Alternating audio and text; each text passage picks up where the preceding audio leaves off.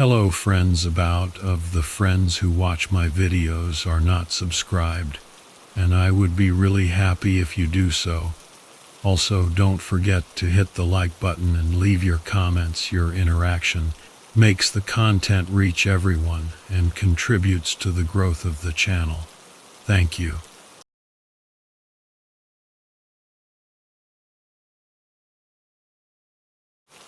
There's this ghost town way up in the Montana mountains, kinda near Yellowstone. Hardly anyone even knows it exists. And get this, the only road in and out is totally messed up. Has been for years.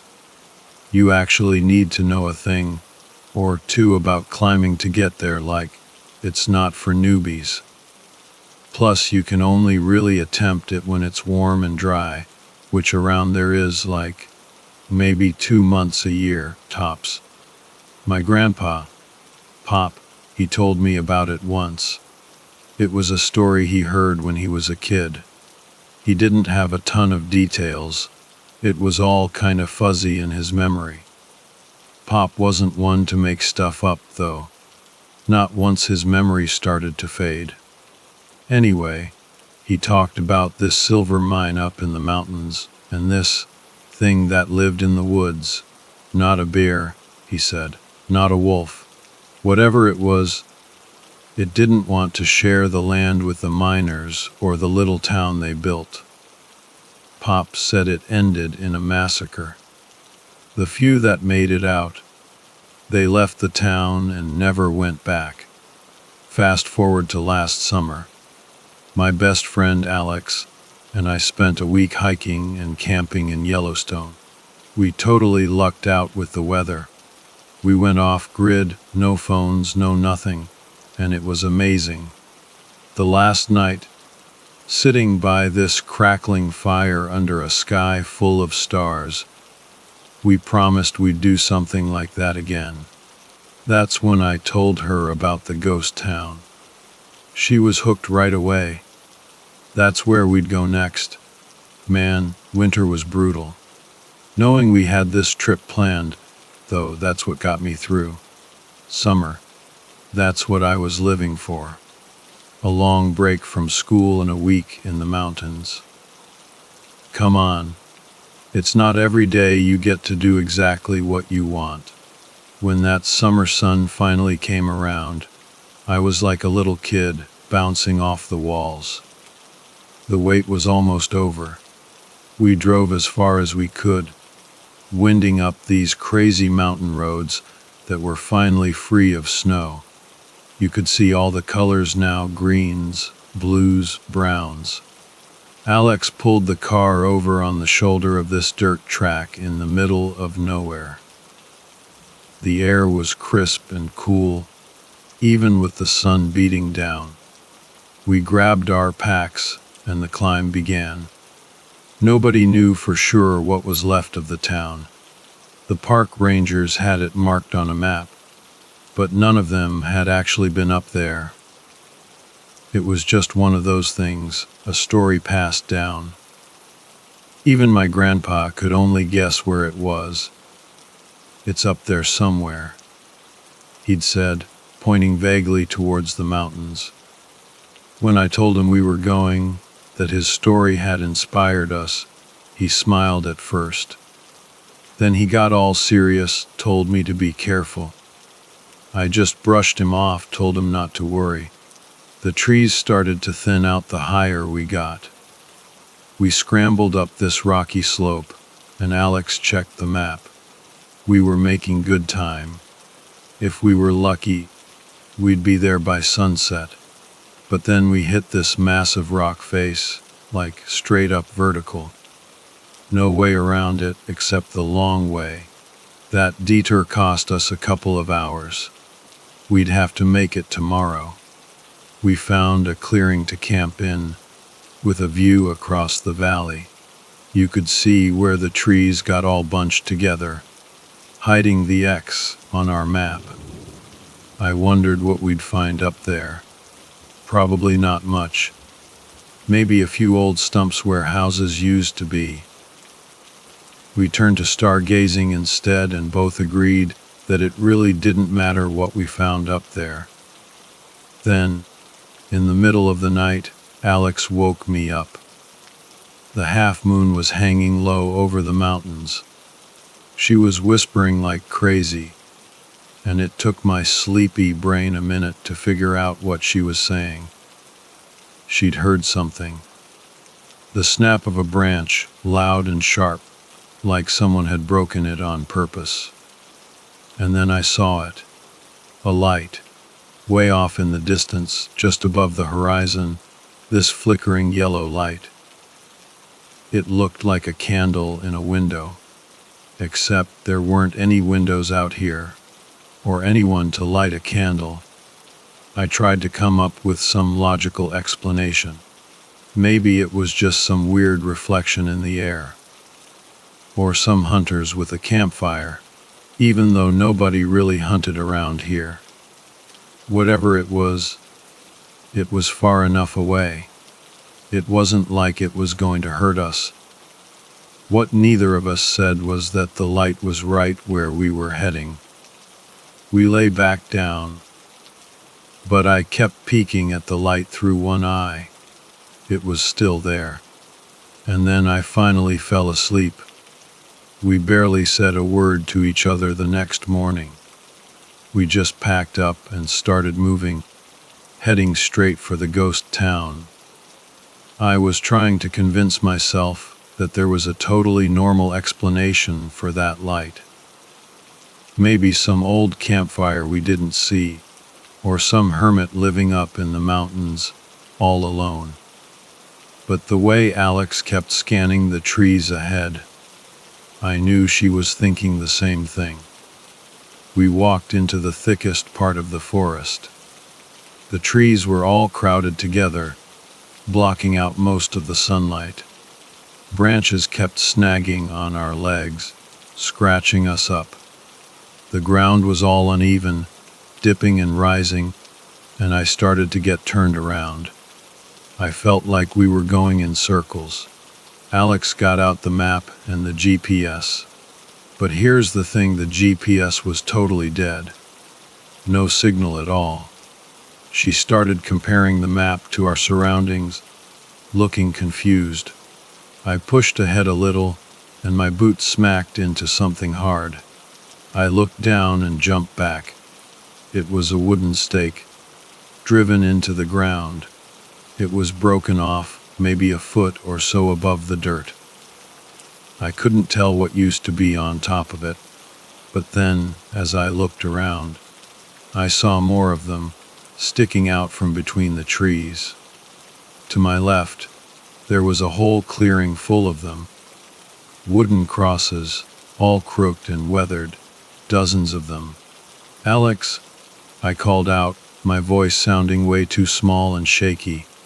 I walked into the cemetery real slow, trying not to step directly in front of any of the crosses. It's an old superstition, I know, but I couldn't help it. The crosses were super simple, just rough planks of wood nailed together. Some were all rotted and falling apart. Others were in better shape, and I could actually read the names and dates carved into them. There was this one cluster of graves, 6 of them all in a row, all with the same data. December 7, 1891. That had to be it, the massacre from my grandpa's story. Probably cholera, Alex said, trying to sound reasonable. If there's anything left of that town, it's gotta be close. We walked past the cemetery, and the trees started to thin out again. The ground sloped upward, and when we got to the top, there it was. The ghost town. Or what was left of it, anyway. It was all spread out on this flat piece of land. A few of the wooden houses were still standing, but the wood was all warped and cracked, bleached almost white by the sun. A few others were missing roofs or walls, just these fragile shells of what they used to be. My eyes drifted up the hill behind the town. where I saw a rusty old piece of mining equipment sticking up out of the rocks. Alex went up to the nearest house and pushed on the door. It was barely hanging on, and it just fell right off its hinges, landing with a thud inside the house. The floor was covered in pine needles. She went inside, but I hung back, staring at these two long grooves in the wood on the side of the house. They were old, the edges all worn smooth. I ran my fingers down them, trying to figure out what could have made marks like that. "This is so cool," Alex called from inside. She was right. It was. Some of the houses still had old furniture inside, tables, chairs, bed frames, stuff people just left behind when they abandoned the town. We didn't find much else, except for an old glass bottle, half buried in the dirt. We dropped our packs by the house closest to the cemetery and started climbing up the rocks towards the mining equipment. We found this crude staircase carved into the rock and scrambled up to the top.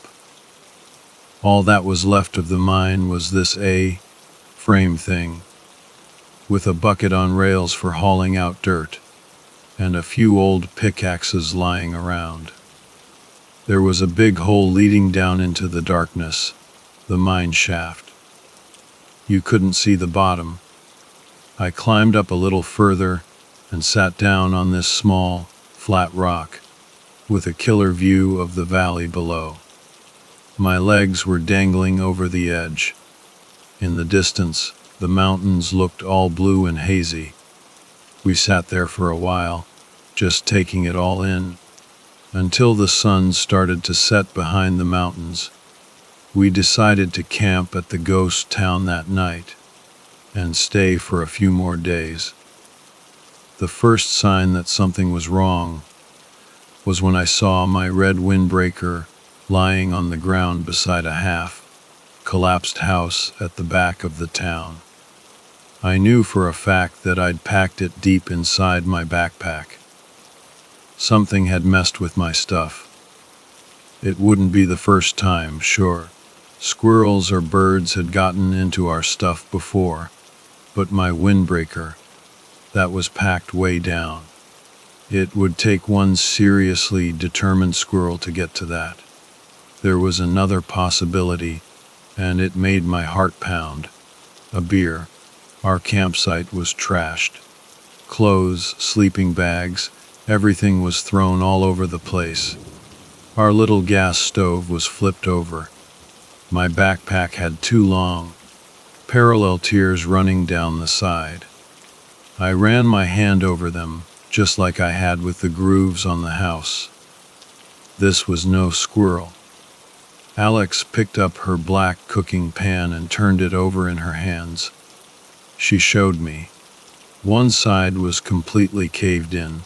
She tried to push it back into shape, but it wouldn't budge. "A beer," I said, trying to sound sure.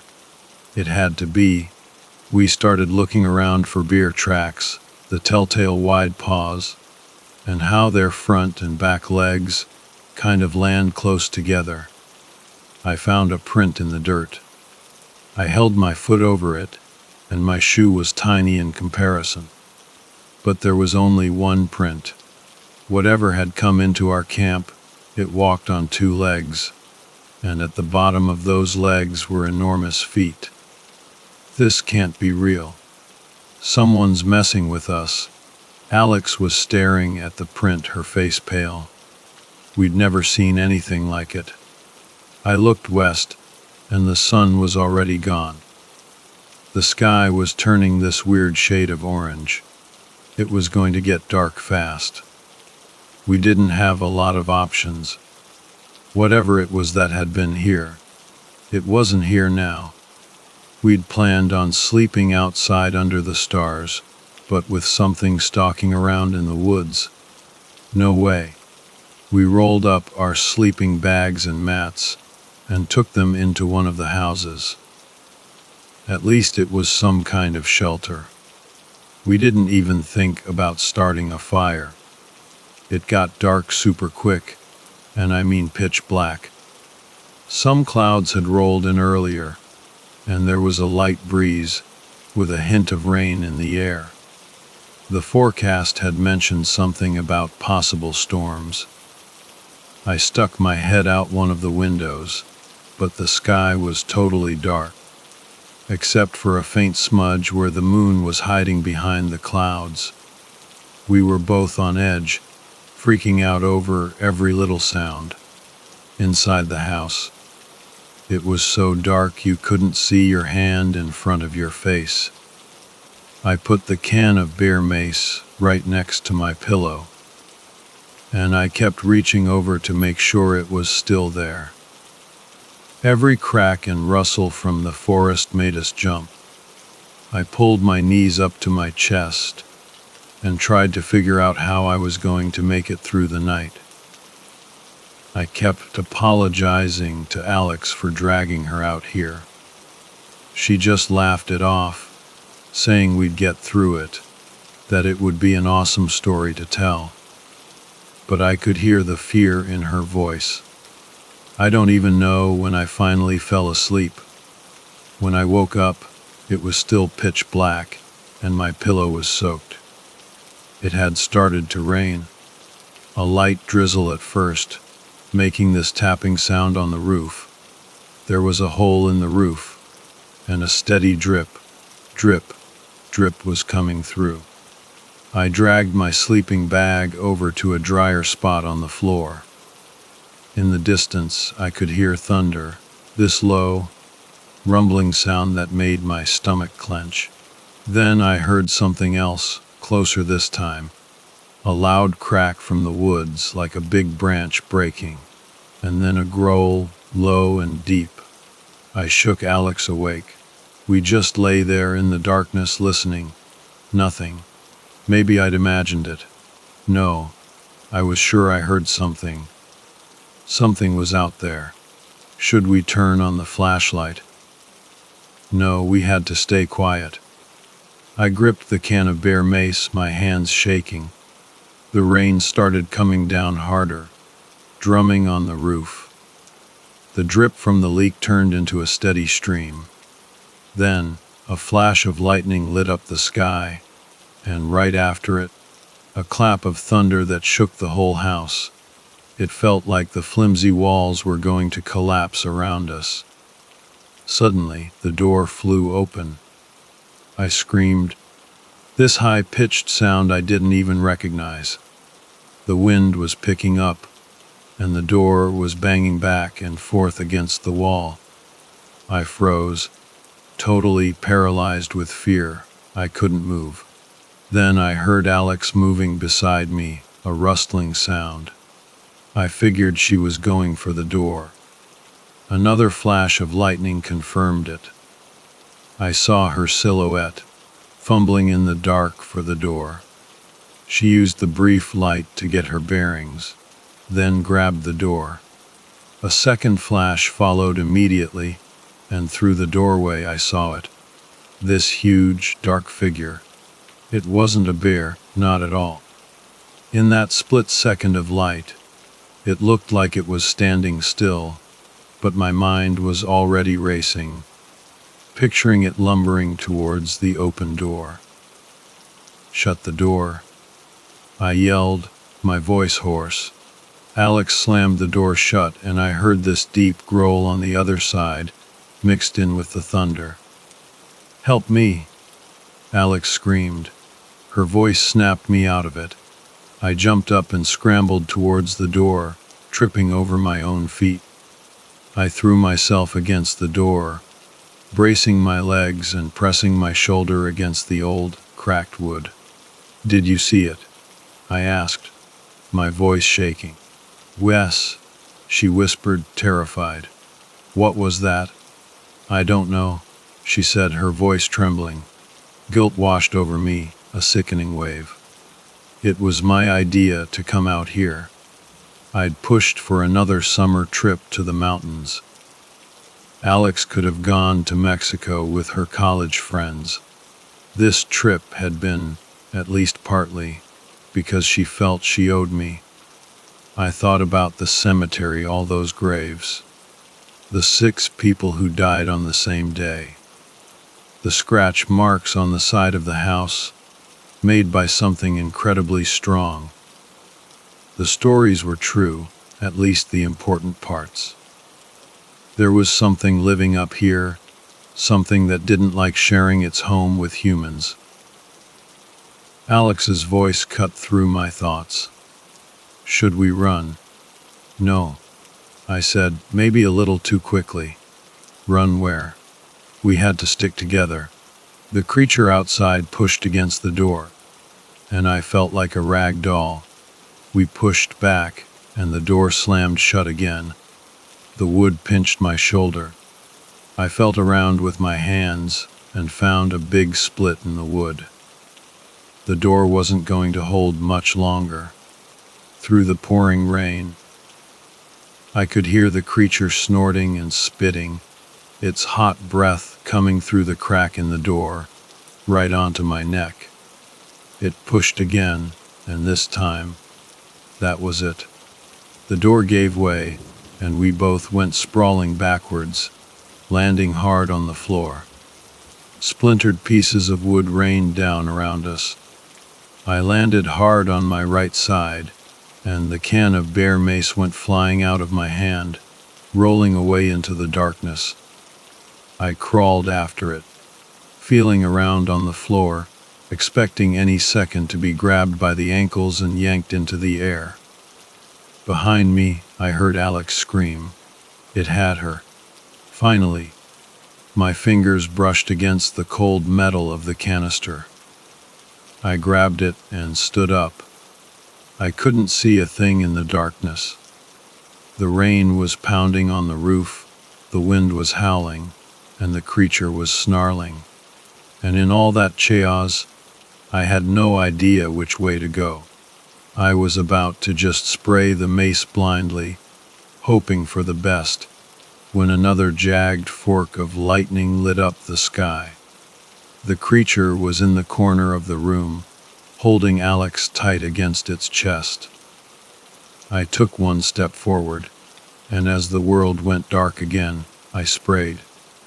The creature let out this horrible wail, a sound of pure agony, and Alex fell to the ground at my feet.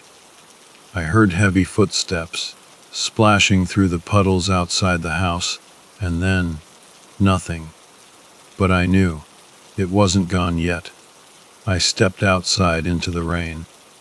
The ground was soaked, and my wool socks were instantly drenched. The rain was freezing, and the wind cut right through me, chilling me to the bone. I listened. I waited. I shivered. The first blast of mace might not have sent it running back into the forest, but maybe a second one would. Where was the lightning? Was the storm over? Then, a hand grabbed my arm, a powerful grip. It pulled me close. Another flash of lightning. My face was inches from its. The eyes, they were eerily human. Its thick, black fur was matted with rain. With my free hand, I shoved the canister right up to its flat nose and sprayed again. It threw its hands up in the air and lifted me clean off the ground. For a moment, I felt weightless, and then I came crashing back down. I heard its soggy footsteps retreating into the distance. It was gone. We huddled together in the back corner of the house, shaking and terrified, until the first light of dawn. As the sun came up, the rain slowed to a drizzle and finally stopped. We just sat there, staring at the shattered remains of the door. Outside, we could see a few faint footprints in the mud, mostly washed away by the rain. We gathered our things, what was left of them, and started the long walk back down the mountain. Passing the cemetery, those crosses standing silent in the morning mist. It really hit us. We were lucky to be alive. Before we started down the rocky slope, I turned and looked back up towards the ghost town. In the dim light, I saw it, a single light shining on the hill where the town and the cemetery stood. It wasn't a welcoming light. It was a warning. The hike down was a blur. We were running on pure adrenaline, fueled by fear and the desperate need to get as far away from that place as possible. Every snap of a twig, every rustle in the leaves, had us jumping out of our skin, expecting to see that creature again, charging out of the trees. We didn't talk much, just kept our eyes on the path and hurried along. When we finally reached the car, a wave of relief washed over me, so intense it almost brought me to my knees. Alex fumbled with the keys, her hands shaking so badly she could barely get them in the lock. We threw our packs in the trunk and practically leaped into the car. As soon as the doors were locked, Alex started the engine, her foot heavy on the gas pedal. We sped down the winding mountain road, not stopping, not even slowing down, until we were miles away from that cursed place. Only then did we finally pull over, both of us breathing heavily, trying to calm our racing hearts. "What was that thing?" Alex asked, her voice barely above a whisper, her eyes wide with terror. "I don't know," I said, shaking my head. "I don't want to know." We sat there for a long time, just staring out at the scenery, the peaceful, normal scenery that seemed so alien now. The sun was shining, birds were singing, and everything looked just the way it had before, but we knew it wasn't. We had seen something, experienced something, that had changed us forever. We eventually made it home, back to our ordinary lives, our families, our friends. But it wasn't the same. We tried to explain what had happened. But how could we? How could we describe the sheer terror, the feeling of being hunted, the sight of that creature? People listened, they nodded, but we could see the doubt in their eyes. They thought we were exaggerating, that it was just a beer, or that we'd let our imaginations run wild. Maybe they were right. Maybe it was just a bear, a really big, really weird-looking bear. Maybe our fear had distorted everything, magnified it, made it seem worse than it was. But deep down, I knew the truth. I'd seen the intelligence in those eyes, the almost human-like way it moved. That wasn't any animal. I never told my grandpa the full story. I didn't want to scare him, or worse, make him think I was crazy. I just told him we went to the ghost town, that it was old and run down, and that we had a good time. He smiled and nodded, but I saw a flicker of something in his eyes, a hint of understanding. Maybe he knew more than he ever let on. Sometimes, at night, when I can't sleep, I see that light again, that flickering yellow light on the hill. It's a constant reminder of what's out there, hidden in the shadows, waiting. And I know, with a certainty that chills me to the bone, that we were lucky. We escaped. But that thing, whatever it is, it's still up there, in that ghost town, guarding its territory, and it's waiting for someone else to stumble into its domain. We were lucky to get out alive. Most folks who met that thing never did come back. The dates on those crosses, all those graves, they told a story, a warning. A warning we should have heeded. And that light, that's not just a light. It's a warning, a silent scream from the past, telling everyone to stay away. Stay far, far away.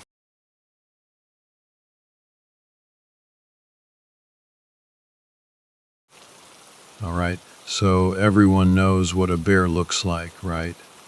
Especially when they stand up on their back legs. But this thing, it was like nothing I'd ever seen. Nothing normal anyway. To even get close to understanding what I went through, I gotta take you back to when I was 17. So, 4 years ago, spring break, middle of nowhere, I was doing the usual teenage thing. Absolutely nothing productive. But then, out of the blue, I get this invite from my grandpa, Pops, to go up to the Sierra Nevada mountains with him and my Uncle Jack. Sounded way better than sitting around at home, so obviously I said yes. Next day, boom, we're heading up into the mountains. Now, I'm not usually bored on road trips, especially not an hour in. I was glued to my camera, snapping pics of these crazy, tree-covered mountains. We ended up at this place called Wishon Reservoir, like 78 miles from Fresno. We pulled over by the dam for a quick bathroom break. As I'm heading to the restroom, I see this big bulletin board covered in photos. Not just any photos, though. These were pictures of missing people, and they all look pretty new. 10, maybe more, just staring out. I don't know, man. Those faces always gave me the creeps. People who had lives, families, you know. Then some sicko snatches them away. Before we left, I remembered what my mom said, drilling it into my head like always. You stick close to Pops and Uncle Jack. You hear me. And you too, she said, looking at them. You better keep an eye on my boy. She was always like that whenever I went out to the woods. Always freaked out about the forest. Bad hiking trip. Mark. Pops told me when I asked him about it that day. He didn't really want to get into it. The most I ever got out of him was that a wild hog got a good bite out of Mom's leg when she was 8. But I always wondered if there was more to that story. It didn't matter, not then. We were packing some serious firepower. I'm talking 4 revolvers, 2 12-gauge shotguns, and this old school. The WI Russian rifle, a Mosin Nagant. I'd always wanted to shoot one of those. Around 300 in the afternoon, we're cruising along this mountain road, and Pops takes a sharp left onto this ancient, beat-up dirt track. We finally get to this kind of open field, a few trees and rocks scattered around. We parked the car near the only way out, unloaded all our gear, and just took it all in. I was trying to take a picture of the whole area, get a sense of the place. This field was maybe 30 yards long and not even 50 feet wide. It sloped down to the north, all covered in these nasty, thorny bushes. But at the very edge, there was this narrow path, barely there, leading into the forest. All around us, it was just solid pine trees, like the field was carved out of them.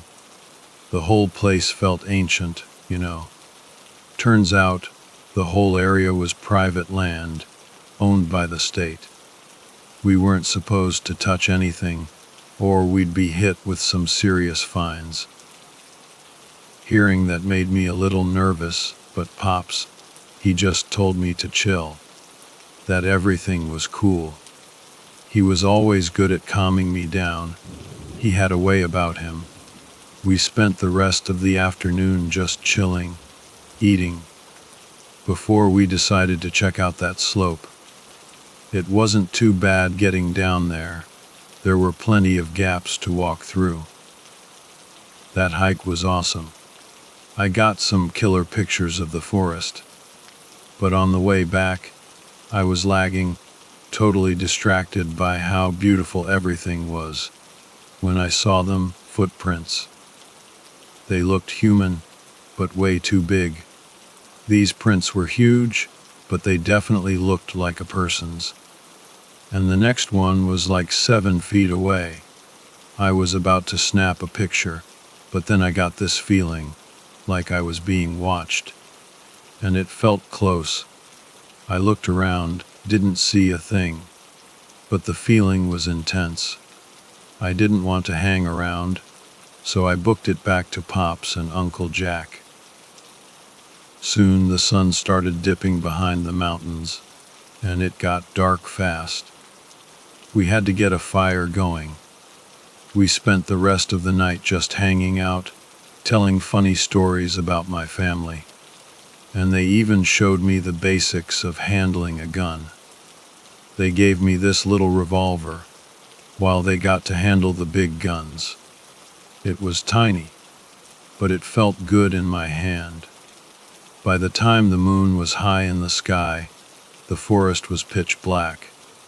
Crickets were chirping like crazy, and the sky was just blanketed with stars. It was beautiful. Man, the perfect way to unwind. It was around 9:00 p.m., and we were all just relaxing in the cool air. Uncle Jack was off in the trees, smoking a joint, while Pops and I sat by the campfire, just staring up at the stars. After a while, Pops asked me a question that would change everything. "Mark, what do you know about Bigfoot?" And so, Pops asks me, "Mark, what do you know about Bigfoot?" And that's when he finally tells me the real story about what happened to my mom when she was a kid. Apparently, somewhere down south in a forest kind of like this one, my grandpa, Pops, but when he was younger, took his wife, my grandma, and my mom, who was just a toddler then, out for a hike. Everything was chill until the next day. They went out for another hike, and that's when something tried to snatch my mom when nobody was looking. But, thank God, Pops reacted fast. "I hear your mother's scream coming from the trees," Pop said, his voice getting all serious. "I tell Maria, your grandma, to stay put while I run into the woods." I ended up coming to a clear enough opening where I got a chance to see who took my daughter. About 40 yards away from me, I see this thing dragging little Rosie across the forest. It looked like some kind of ape with reddish, brown hair all over its body, but it was huge, looked to be about 8 feet or higher, and it was fast, real fast. With the little time I had left, I drew my special revolver, the most powerful handgun in the world. I take aim and I fire. "You wasted him?" I asked, practically jumping out of my skin. "No, it lived. But I hit it all right. I hit that fucker 3 times, and the thing let out this horrible shriek of pain. It was so loud, so vigorous, I swear I fell on my ass when I heard that scream. The thing ran off, looking injured. I never saw it again." "What happened to Mom? Was she okay?" I was freaking out at this point. "Nah, her right leg was bent out of place. She couldn't walk no more. Apparently that thing pulled Rosie's leg so hard it snapped the leg out of place. Thank God she was strong enough to bear the pain, just not enough afterwards." "What do you mean?" "Your mother became mute for 3 years straight, and she became very nervous whenever she was alone. Hell, she even gets nervous around places with lots of trees." "Damn." "Yeah, it took her 3 years to finally utter some words. We were so happy that we got to hear her voice again." "How exactly did she get taken?" I had to know. "I don't know. I tried asking how it happened, and she says she saw a red light flying around the trees, and when it got close to her, the thing popped out and grabbed her. Lights that turn into Sasquatch. That's a little hard to take in. I said, feeling totally confused. Well, you don't have to take my word for it. I don't know how else to explain it for you. So you could go ahead and ask your mother what happened. You think she'll tell me everything? I don't know, Mark. That was a very traumatic thing she went through. All right. It's not that I don't believe you, I believe you. It's just hard to process this. Same can be said for anybody who's seen what I've seen. Everyone is safe in their tightly knit, together life until they run into them. And just by one glance at these things, all your comprehensions in life are shattered. Not completely, but your views in politics and religion are challenged, and maybe that's a good thing. You gotta keep an open mind to stuff like this. Does Uncle Jack know any of this? I asked. No, I haven't told him. Besides, he's always skeptical about this kind of subject. He firmly believes that Bigfoot is just a hoax, so nothing will change his mind about it, unless there's physical proof. And damn, we just sat there in silence for a while after that. Then Pops got up and headed for the tent. I'm gonna head to bed. You coming? He asked. We put out the fire and all the lanterns, and each went to our tents. As of now, we were at peace. It was around 10:09 p.m. when we all went to sleep. Our tent was big enough for 3 people, but Uncle Jack, he preferred to sleep alone. His tent was a few feet away from ours, but still close enough to hear him if he needed anything. I couldn't sleep that night. I kept thinking about what Pop said about Bigfoot. All those broken branches and the footprints. Could it really have been a Sasquatch? And then it hit me. I should have told them what I saw earlier. I'll tell them tomorrow, I thought. Besides, the prints looked a few days old. But that was even more unsettling. Something that most people didn't even believe in was out there, lurking around. Eventually, I drifted off on my air mattress. A few hours later, at 2:20 a.m., I woke up again. I didn't know why. I didn't have to pee or anything. But then I listened. It was quiet. Too quiet. The crickets had stopped chirping. The trees were completely still. There wasn't even a breeze. I knew something was wrong. Mark, you awake? Pops whispered. He shifted on his cot to face me. He looked just as worried as I felt. Yeah, I whispered back. Can you hear anything? No go. We just laid there listening for what felt like forever. Then Pops asked, You remember that gun I gave you? Yeah, it's in my bag. Get your hands on it, but don't shoot yet. I grabbed my bag and pulled out the little revolver, my hands shaking a little. Pops did the same, but he pulled out this massive .70 revolver that made mine look like a toy. Then we heard Uncle Jack's tent unzip and his footsteps coming toward us. Guys, it's me. Open up, he whispered. I unzipped the tent, and he quickly checked around before coming in. Did any of you guys hear that breathing? He asked. Yeah, I did. That thing was going on for like 5 minutes. Pop said. My stomach dropped. Wait, I just woke up. There was breathing. Oh man. Who would want to mess with us? I asked, starting to panic. I don't know, but don't freak out. It might be mountain folks or some large animal. Now, Jackie, did you see anything out there? There's nothing. It's completely mute out there. But I did find some tra. Just then, something small hit Uncle Jack in the back like someone threw it at him. He cursed and picked it up. Dude, are you okay? I asked. No.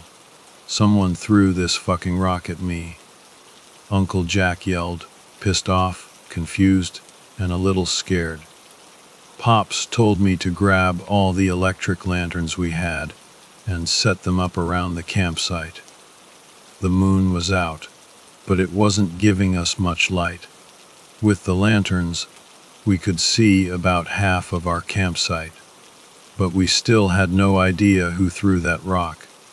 We were checking every corner when we heard another thud, this time from the north side of the camp. A rock, bigger than a man's hand, landed just a few inches from the slope. When all our lights hit the slope, I felt a chill run down my spine. I knew deep down what we were dealing with. The three of us slowly walked toward the slope's entrance, hoping for the best, but expecting the worst. We got to the slope and shined our lights all over. Nothing but dirt, pine needles, and bushes.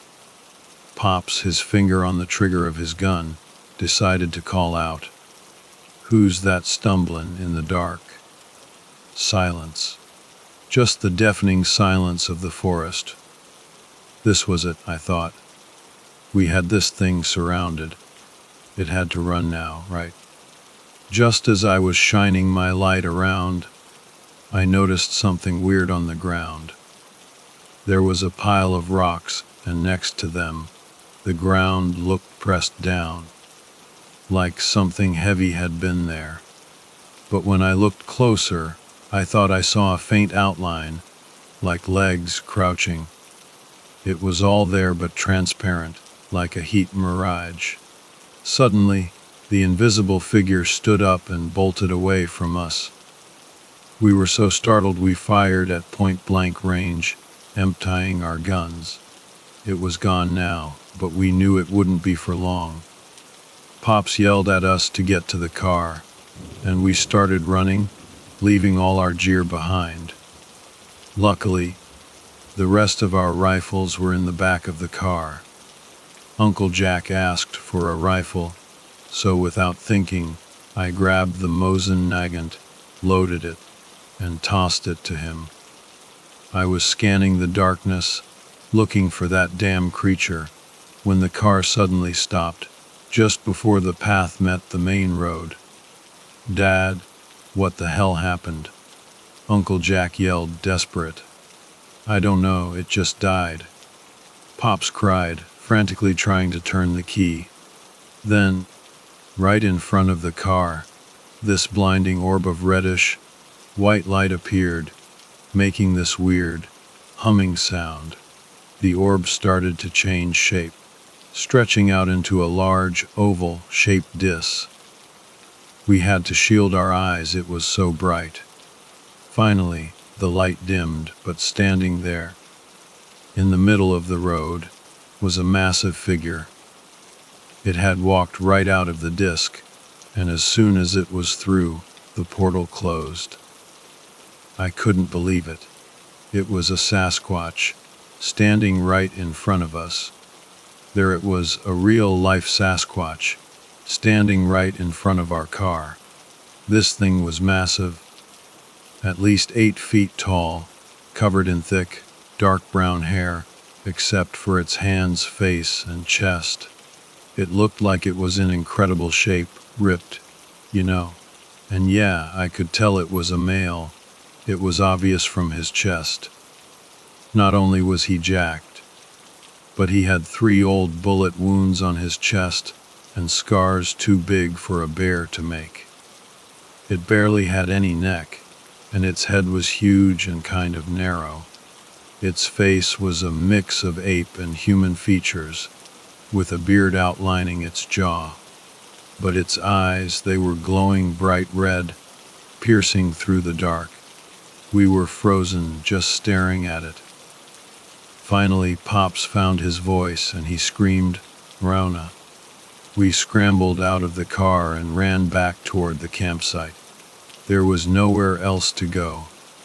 The Sasquatch was letting out these deep yells and hoots, chasing after us. As we were running, I heard Pop scream, followed by a series of loud snaps and cracks, like metal being crushed. I wanted to look back. I wanted to help, but I knew I couldn't.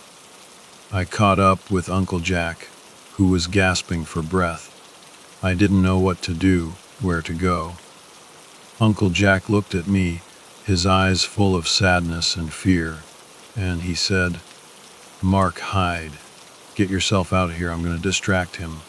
"No, not without you," I said, my voice trembling. "Just go," he yelled. I did what he said, even though it was the hardest thing I've ever done. I ran down the slope, the same one we hiked earlier, and hid deep in the trees, away from the trail. And then I waited, listening to Uncle Jack's last moments. I heard his footsteps coming closer to the campground, followed by a loud bang from the rifle Uncle Jack was carrying. After the gunshot, there was silence, except for some muffled screams. Then I felt a strong, short vibration under me. I stayed hidden for what felt like an eternity, not because of the noise, but because I was terrified that thing was still out there. I felt a few more vibrations, like it was pacing around, but it never got close to me. Finally, when I couldn't hear anything anymore, I forced myself to peek over the slope. The campsite was empty, except for Uncle Jack's lifeless body and the rifle lying next to him. I scrambled up the slope and ran to him. He was lying flat on the ground, his arms and legs spread out. His chest was caved in, his ribs sticking out. Blood was coming out of his mouth and chest, and his left eye. It was popped out of its socket, hanging by a thread. I wanted to cry, I really did, but I held it back. I only allowed myself a few tears before I got up. I grabbed the rifle and ran back to the car, the only way out. The Jeep was just sitting there, dead, the front door open. There was blood smeared all over the inside. I found Pops shoved under the steering wheel, which was completely gone. His head and arms were sticking out, his face twisted in a silent scream, a small pool of blood on the front seat. I choked back my tears again and started running down the road, away from that mountain. It felt like an endless nightmare, running down that dark road. I had no idea where I was going, what I was going to do. All I knew was the way we came. But it wasn't long before that thing found me again. It started taunting me, letting out those terrifying yells and hoots. I couldn't see anything in the darkness, just shadows and trees. I had no idea where to shoot, so I just started firing randomly, emptying the rifle. My ears were ringing, but I kept shooting, cursing at the creature, telling it to just come and get me, to finish it already. Then, through the ringing in my ears, I saw a light in the distance, down the road. I didn't know if I should trust it, after what happened with that damn portal, but thankfully, it was just a car. I could even hear the engine. Relieved, but still terrified, I ran toward the car, hoping whoever it was would help me. It turned out to be some park rangers. They took me away from that place, away from that mountain. After that night, they took me to the hospital. I was met by these two guys in suits, no names, nothing. They told me I couldn't tell anyone the truth about what happened. They said I had to say it was a bear. I got pissed, argued with them, but they wouldn't budge. They threatened me, said it was for my own good. 4 years have passed since that night, and I'm still trying to recover. I'm not hooked on pills anymore, and I'm not as afraid of my own shadow. but I still get chills when I see a bunch of trees together. I haven't told anyone the whole story, not even my mom, until now. They say the abductions slowed down a year or so after what happened to me. But people still report seeing a weird, humanoid creature up in the Sierra Nevada mountains. I don't know when I'll ever go back up there, but if I do, that thing better be ready, because if I find it, I'm not holding back. So, the rangers took me to the hospital, and after dealing with those shady government guys, I was finally able to see my mom. Seeing her face, that mix of relief and worry, it broke me. I hadn't even really processed everything that happened until that moment. All the fear, the adrenaline, it just drained out of me, and I collapsed in her arms sobbing. The next few days were a blur of doctors, questions, and forced explanations. I had to tell the official story, the one about the bear attack. Every time I said it, it felt like a lie, a betrayal to Pops and Uncle Jack. But those men in suits, they were serious. They made it clear that bad things would happen if I told anyone the truth. Mom stayed with me the whole time. She didn't push me to talk, but I could see the questions in her eyes. She knew something was off, something more than just a beer. One night, when the nurses finally left us alone, I broke down and told her everything. I told her about the footprints, the feeling of being watched, the rocks, the orb of light, and the creature. I told her about Pop's story, about what happened to her when she was a child. She listened, her eyes wide with a mixture of horror and understanding. When I was done, she just held me, stroking my hair, like she used to when I was a kid. She didn't say I was crazy. She didn't tell me I was wrong. She just said, "I believe you, Mark." I always knew there was more to the story. It was like a weight had been lifted, finally being able to tell someone the truth. We talked for hours that night, about Pops, about Uncle Jack, about the creature, and about what it all meant. Mom told me more about her childhood, about the red light she saw, about the fear she lived with for years. It was a side of her I had never seen before, a vulnerable side that she had kept hidden for so long. The next few months were tough. I had nightmares, flashbacks, the whole 9 yards. I saw a therapist, but it was hard to talk about it, especially when I had to keep lying about what really happened. But slowly, with Mom's help, I started to heal. I went back to school, tried to get back to a normal life, but it was never the same. I kept thinking about the creature, about what Pops said, about how it challenged everything we think we know. I started researching, reading everything I could find about Bigfoot, about unexplained phenomena, about government cover-ups. I knew, deep down, that there was more to the world than what we were told, and I was determined to find out what it was. 4 years have passed, and I'm still searching. I'm not obsessed like I used to be, but I still keep an eye on things, still read the reports, still wonder about that night in the mountains. The abductions might have slowed down, but something is still out there.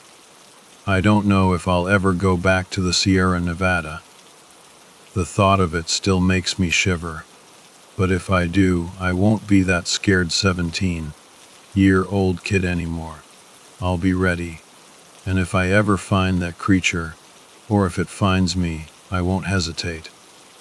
I owe it to Pops, to Uncle Jack, and to myself to finish what they started. This isn't just about revenge, though. It's about the truth. It's about knowing what's really out there. Beyond the lies, beyond the cover-ups. It's about understanding that the world is a much bigger, much stranger place than we can ever imagine. And maybe, just maybe, it's about finding a way to make sure that what happened to me, to my family, never happens to anyone else again. So, yeah, that's my story. It's not a happy story, it's not a neat story, but it's my story. And I'm not afraid to tell it anymore. Because the truth, no matter how crazy it sounds, is always worth fighting for.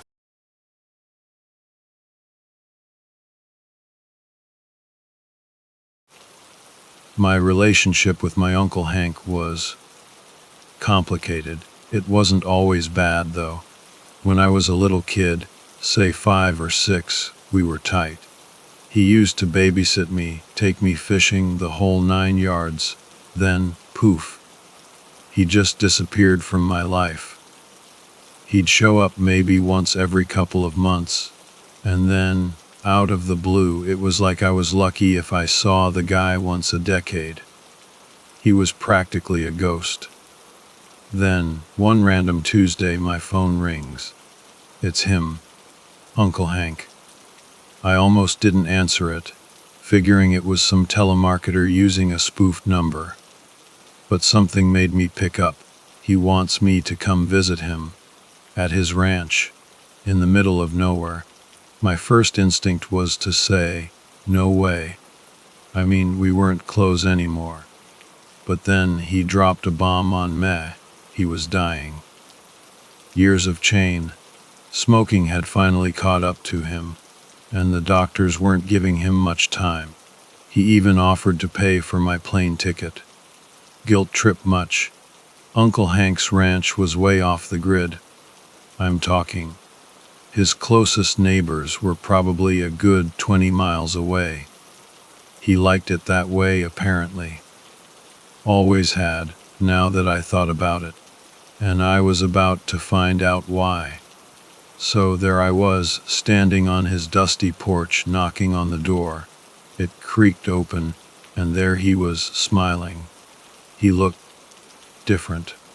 Older, obviously, and way thinner. The cancer was clearly taking its toll. He was barely recognizable from the guy in my faded childhood memories.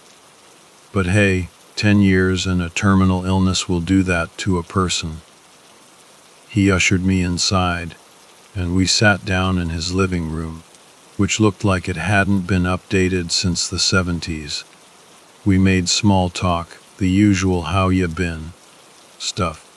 He even had a plate of these cookies he used to give me when I was a kid. Honestly, they tasted kind of stale now, and my tastes had changed. But I wasn't about to tell him that. I just smiled and thanked him. After about an hour of catching up, he finally got down to business. "All right, Jake," he said, leaning forward. He actually used my name then, but like I said, I changed it to Jake. "You still into that whole save the rainforest thing?" I chuckled. "Yeah, Uncle Hank, I guess you could say that. I'm actually working on a project right now, trying to protect this endangered frog species in South America. It's a really big deal, and there's this whole—" He cut me off, raising a hand. "Whoa, hold on there, sport. I'd love to hear all about it, I really would. You always had the best stories when you were a little guy. A real imagination on you. Honestly, though, I never figured you'd actually turn into a tree hugger for real. But good for you, Jake. Good for you.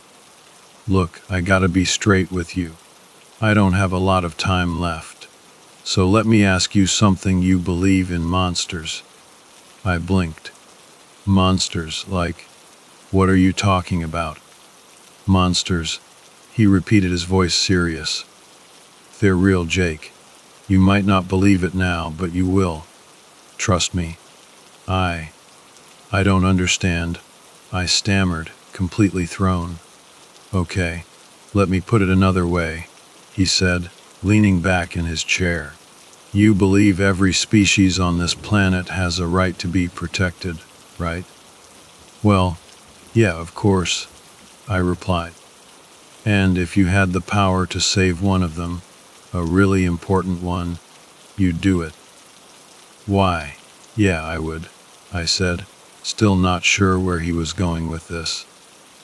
He seemed to relax a little then, a faint smile playing on his lips. Then he stood up and walked over to a gun rack in the corner, grabbing a rifle. My eyes widened. You know how to use one of these? He asked, holding it out to me. Yeah, I said, my voice a little shaky. My dad, he taught me. But I've never actually, shot anything, or anyone with it bought. You probably won't need it, he said, but take it anyway. I'll explain everything. But first, you gotta come with me. The next 15 minutes were a blur of activity. We loaded up the back of his beat, up old pickup truck with enough supplies to last a small army for months. I was seriously starting to wonder what I had gotten myself into. What did he need all of this for? As he started the engine, and we pulled out of the driveway, heading down a long, dusty road, he finally started to explain. You ever hear of Bigfoot, Jake? Sasquatch? He asked, glancing over at me. Bigfoot. I scoffed. Come on, Uncle Hank, seriously. Our town had a supposed Bigfoot sighting like 10 years ago. It was a big deal for like a week. Then everyone forgot about it. No one outside of our little town probably ever even heard about it. Think about it, Jake, he continued, ignoring my skepticism. All those stories, Native American legends, all that stuff about hairy ape men. It's gotta come from somewhere, right? My guess is they were real once. But that begs the question, why haven't we ever found one? For real, I mean. They say that at one point, the human population was down to only 10,000, but we bounced back. So, even if there were only, say, 1,000 of these things, we should have found some evidence by now. Droppings. Heck, there should be videos of them migrating for food or something. But there's nothing. Just blurry photos and shaky videos. So they're not real then, I said, shrugging. Uncle Hank shook his head. There's a simple answer to that, Jake. The reason we haven't found them is because they were hunted, almost to extinction, by guys like me. I was waiting for him to crack a smile, to tell me he was just pulling my leg, but the punchline never came. It was after my stint in the army, he went on, his voice low and serious. I was looking for work, and being a good shot, these government suits came sniffing around. Said they needed someone to hunt a certain type of ape. I needed the money, so I signed up. I never really figured out why the government wanted them gone, Uncle Hank said, his grip on the steering wheel tightening. Some of the other hunters had their theories. Some said we were harvesting their organs. Others swore we were gonna clone them, make some kind of super soldiers. A few guys thought that Bigfoot was actually smarter than us, and they were afraid they'd, take over. Me, I think it was simpler than that. We wanted their land. See, Bigfoot's usually pretty chill, but they're territorial as hell. Some folks probably got killed wandering into their territory, and the higher-ups decided they had to go. But, this isn't the Wild West anymore. If the public found out, it would be a PR nightmare. So, They kept the whole thing hush-hush. And I was good at it, he said, a hint of something that sounded like pride mixed with shame in his voice. Real good. 339 confirmed kills. At first, it didn't seem any different than hunting deer or elk. Until one day, I was tracking a pair of them, and one of them almost got the drop on me. I got lucky, took it down with a shot that, honestly, I barely even aimed. The other one ran, and I chased it. Took me 20 minutes, but I finally got it too. Then I followed some of its older tracks back to this little hidden clearing in the woods. His hands started to shake slightly on the steering wheel. I offered to take over driving, but he waved me off. I'd never seen a baby before then. A baby Bigfoot, I mean, he said, his voice cracking slightly. But, a baby animal is still an animal, right? So, I raised my rifle, and then it did something none of the others had ever done. It spoke. I mean, I'd heard them roar and growl, but never actual words. Just 2 words. Mama. It kept saying it over and over again. And then some other stuff I couldn't make out. Started wailing, and the way it said it reminded me of you, Jake. He glanced at me, a sad smile on his face. You were so little, you probably don't remember, but I remember holding you when you said your first words. You were the cutest little guy. The smile vanished, replaced by a look of deep sorrow. That's when it hit me, what I was doing. I wasn't protecting humanity from some wild animals. I was wiping out another species, one that was maybe just as smart as us. Maybe even smarter. Uncle Hank said, his voice barely above a whisper. I never told anyone about that day, but I quit soon after Da. Sorry I wasn't around much when you were growing up, Jake. I had to get away from everything. Be alone out here, he said. Then he suddenly stopped the truck. We were in a small clearing, surrounded by trees. He turned to me, handing me the rifle. There's something I haven't told you. There was a reason some of us thought Bigfoot was superior. They have this special ability, see? At first, we thought it was some kind of mind-reading thing, telepathy. But it's not. They can communicate over long distances with this special kind of sound wave. It's at a frequency humans can't hear. We had to use special equipment to pick it up. That's why they're so hard to find. You stumble across one, it'll call out to every other one within 100 miles, tell them to scatter. Uncle Hank reached under the seat and pulled out a weird-looking flute. You know what a dog whistle is, right? This is kind of like that. Up until that point, a part of me still thought this was some elaborate prank. Uncle Hank wasn't really the joking type, but maybe, knowing he was dying, he wanted one last laugh. Or maybe the pain meds were messing with his head. Then, he put the flute to his lips and played a short, eerie tune. Nothing happened. For 10 minutes, we just sat there, the silence of the woods pressing in on us. Every rustle of leaves, every bird chirp, made me jump. I was starting to think I was right, that this was all some crazy delusion. I told myself to relax and took a deep breath. And then, I saw it, a dark shape emerging from the trees. And I knew, without a doubt, that my Uncle Hank was perfectly sane, and that everything he had told me was true. Okay, so you've probably seen pictures, or drawings, of what people think Bigfoot looks like. Most of them get the general idea right. We're talking about something roughly 8 feet tall, covered in thick, dark hair, kind of like a giant ape, except for the face. The face was surprisingly human. It made me wonder how Uncle Hank could have killed so many of them without feeling anything for so long. It moved with this weird, loping gait, taking 2 steps and then pausing, like it was listening for something.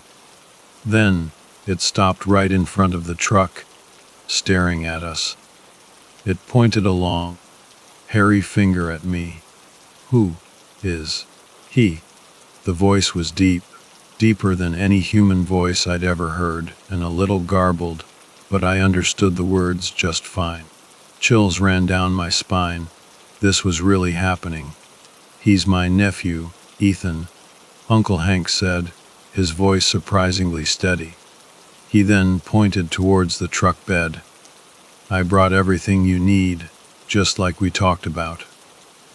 But I'm not going to be around much longer." He turned to me, his eyes filled with a mixture of sadness, and was that fear. I'm hoping he'll keep taking care of you. But my time's up." He cleared his throat, and I saw tears welling up in his eyes. "If you want to kill me, Ethan, you can do it now." My blood ran cold. What was he saying? I was the one who killed your parents. You probably figured that out by now, Uncle Hank continued, his voice trembling. "You might as well put me out of my misery." Ethan, the Bigfoot, raised a massive hairy fist. Instinctively, I raised the rifle, my hands shaking so badly I could barely hold it. But Uncle Hank put up a hand, stopping me. "No, Jake. This is what I want," he said, his voice firm. I hesitated. And in that split second, even if I had wanted to, there's no way I could have reacted fast enough to save my uncle. I was frozen, paralyzed by fear and disbelief. But the killing blow never came. Instead, Ethan lowered his fist. He pointed at my uncle again, and then, in that same deep, rumbling voice, he said 2 words that I'll never forget. "MMA." Tears streamed down Uncle Hank's face. He was sobbing now, openly weeping. "After all this time," he whispered, his voice choked with emotion. I was in a daze. I barely remember unloading the supplies from the truck. Uncle Hank was in no shape to help. He was crying too hard, so I did it all myself, my mind reeling. Finally, we got back in the truck and started driving away. I was shaking, trying to process everything that had just happened. "What was that all about?" I finally asked, my voice hoarse. "Were you really going to let him kill you?" "It's a he," Uncle Hank corrected me, wiping his eyes with the back of his hand. "And I've done a lot of bad things in my life, Jake. A lot of things I'm not proud of. Raising Ethan, taking care of him. It was my way of trying to make up for some of that. But it's not enough. I know it's not enough. I can't even go to a church and confess, not really. Not about this." He paused, taking a deep, shuddering breath. "I'm sorry, Jake. I didn't want to drag you into this. But someone needs to keep him fed. I've kept him hidden all these years, but if he has to go out looking for food on his own, he'll be found. And this place, it's not big enough for him to survive off the land." "Then why the rifle?" I asked, still trying to make sense of it all. "Because," Uncle Hank said, his voice barely a whisper, "I was worried he might try to kill you, instead of me. As revenge, you know. I mean, I killed his family. He might have thought it was only fair. But I couldn't let him hurt you. Turns out, I was wrong. I was thinking about what I would have done. But he's not like me. He's a bigger person than I'll ever be.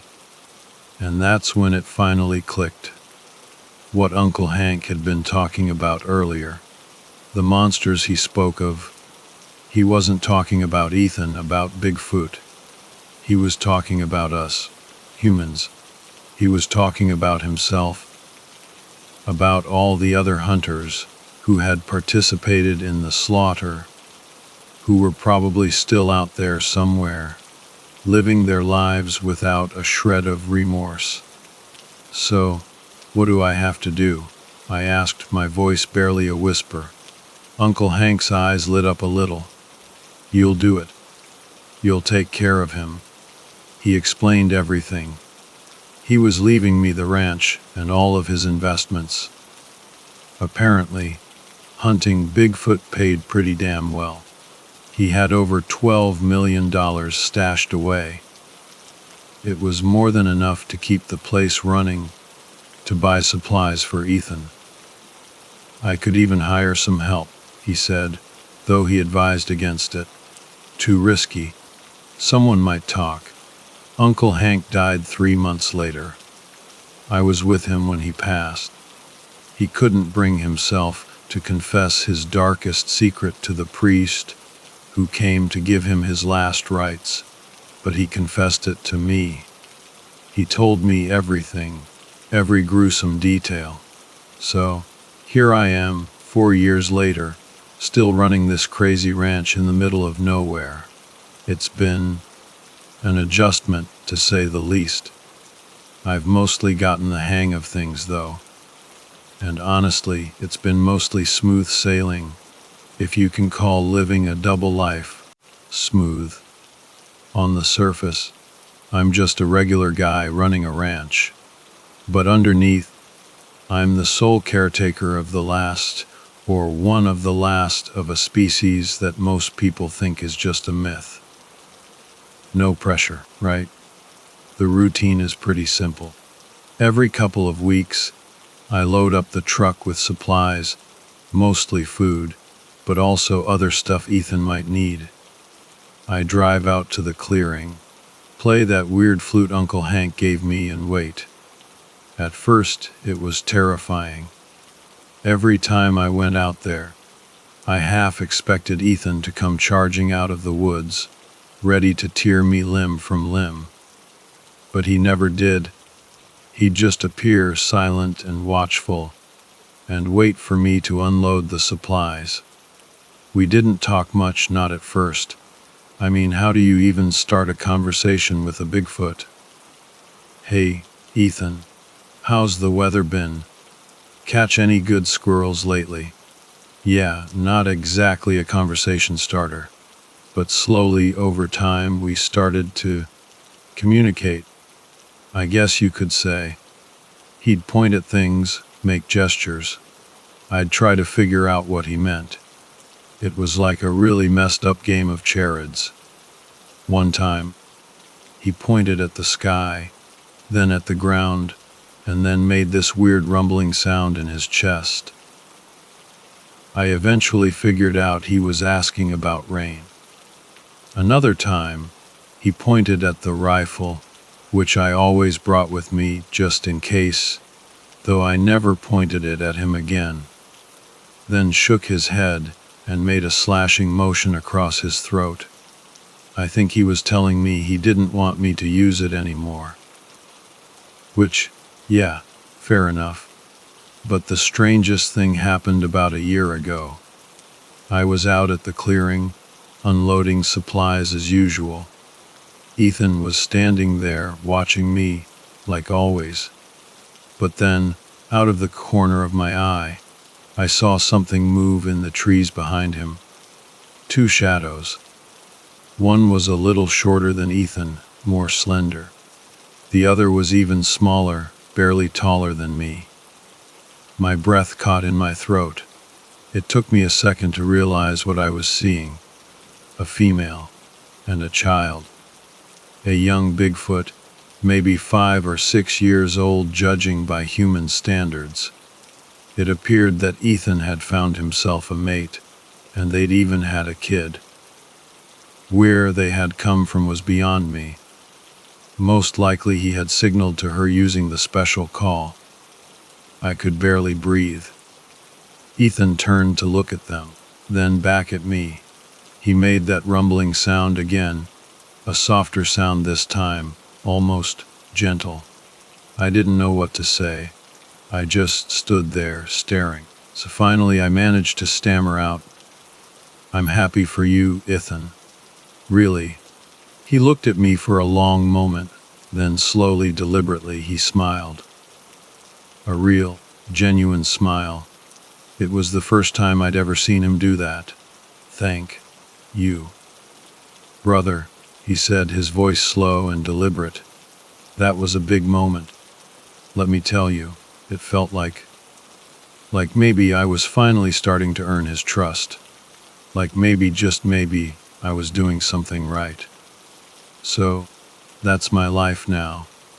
Ranch owner by day, secret Bigfoot caretaker by night. It's a weird existence, but I wouldn't trade it for anything. I feel like I'm doing something important, something meaningful. I know most people will never believe my story. They'll write it off as some crazy, made-up tale. And you know what? That's fine. I don't need them to believe me. But for those of you out there who spend your weekends searching the woods for Bigfoot, hoping to catch a glimpse, or maybe even just find some evidence that they're real, I have a message for you. Stop. Just stop. You're never going to find them. Not the way you are searching now. They're too smart, too good at hiding, especially from humans. They know how to stay hidden. Trust me, they've had plenty of practice. Every blurry photo, every shaky video, every supposed footprint you find, it's probably a hoax. And honestly, I wouldn't be surprised if the government is behind a lot of those hoaxes. Keeps people looking in the wrong places. Keeps them from stumbling onto the truth. A truth that is too big and too terrifying for most people to handle. But I can't keep this secret forever. I can't protect Ethan, his family, and any others that might be out there, all by myself. It weighs on me, the responsibility. If people don't know what's really happening, these amazing creatures are doomed. The few that are left will eventually be found, and when they are, it'll be over. So, what am I asking? What's the point of all this? It's simple, really. I need to get the word out. People need to know the truth about what the government did, what they're still hiding. We can't let them get away with this. I know it's a long shot. I know most people will dismiss this as the ramblings of a crazy person. But if even a few people believe me, if even a few people start asking questions, start digging a little deeper, maybe, just maybe, we can make a difference. I've devoted a good chunk of my life to these creatures, to protecting them, to atoning for my uncle's sins. But I can't do it alone. So, here's the bottom line: if you think you've seen a Bigfoot, or if you find some evidence that you think is real, the best thing you can do is nothing. Leave them alone. Let them live in peace. In case you find one or think you saw one in the area, maybe you could leave some food for them, but it's doubtful that they'll come back to that area. They know better than that. They don't need our help. They don't need our protection. What they need is for us to just leave them the hell alone. Because after everything they've been through, after everything humans have done to them, I wouldn't trust us either. I really wouldn't. They deserve better than that. They deserve to exist without fear, without persecution. They deserve to live. And maybe, just maybe, if we give them a chance, they will. And perhaps humanity can learn something about compassion, about forgiveness, about what it truly means to be human, from a species we once hunted to the brink of extinction, from a species we called monsters. And maybe it is not too late to change our ways and be better, for their sake and for our own. My name is Jake, and this is my story. This is the truth, and I will keep telling it until someone listens. I owe them that much at least. I owe them everything.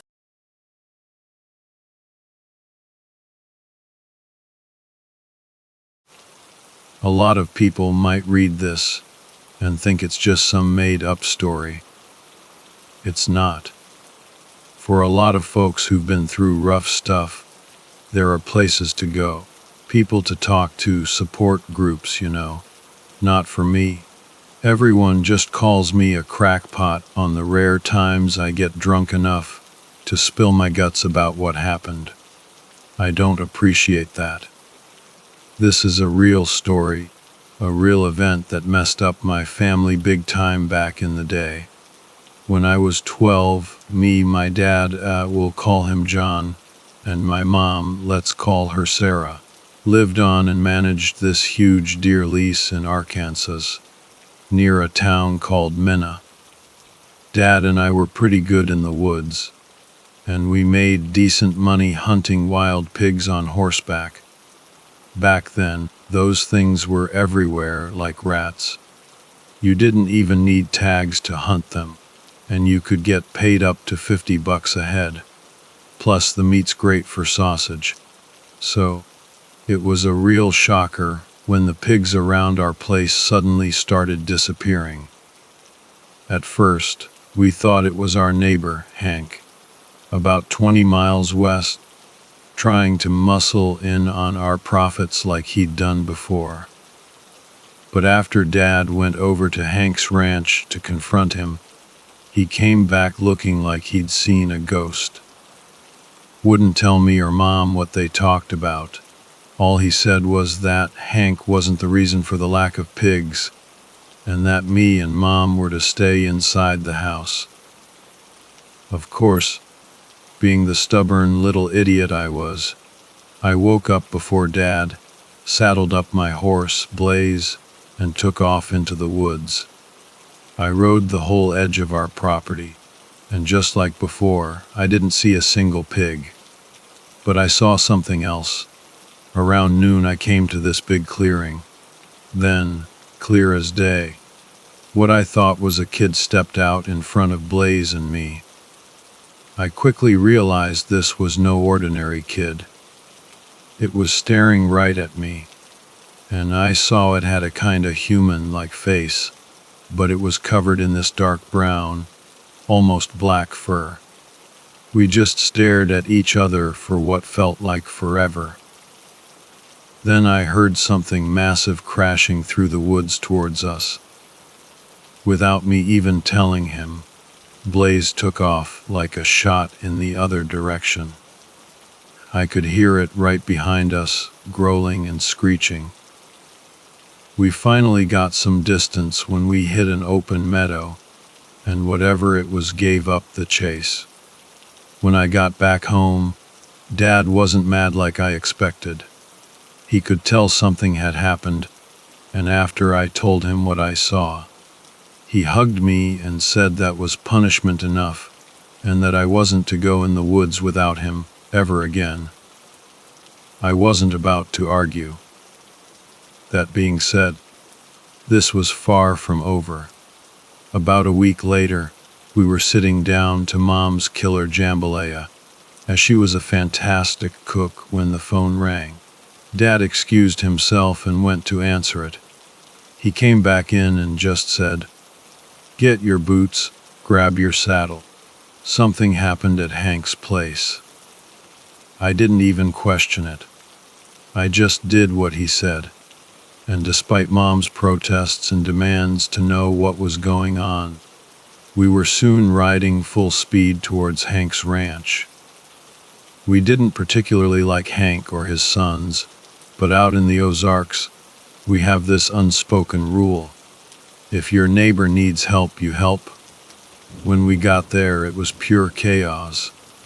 Hank's wife, Mary, was on the porch, just sobbing, and Hank and his two boys, Cody and Justin, were running around, loading guns and stuffing backpacks. Dad jumped off his horse and ran up to Hank, asking what was going on. My youngest, Ethan, was taken. Mary saw it. She said he was out feeding the pigs, and someone came out from behind the shed and grabbed him. What did the person look like? Hank gave Dad this terrified look and said, "You know damn well what it looked like. It ain't a fucking person." Dad swallowed hard and told me to go help Cody and Justin get ready. We were going hunting. After Hank called the sheriff, they got on their four-wheelers and followed us into the woods. The five of us got about 15 miles in before we saw the first one. It had probably been following us since Hank's place.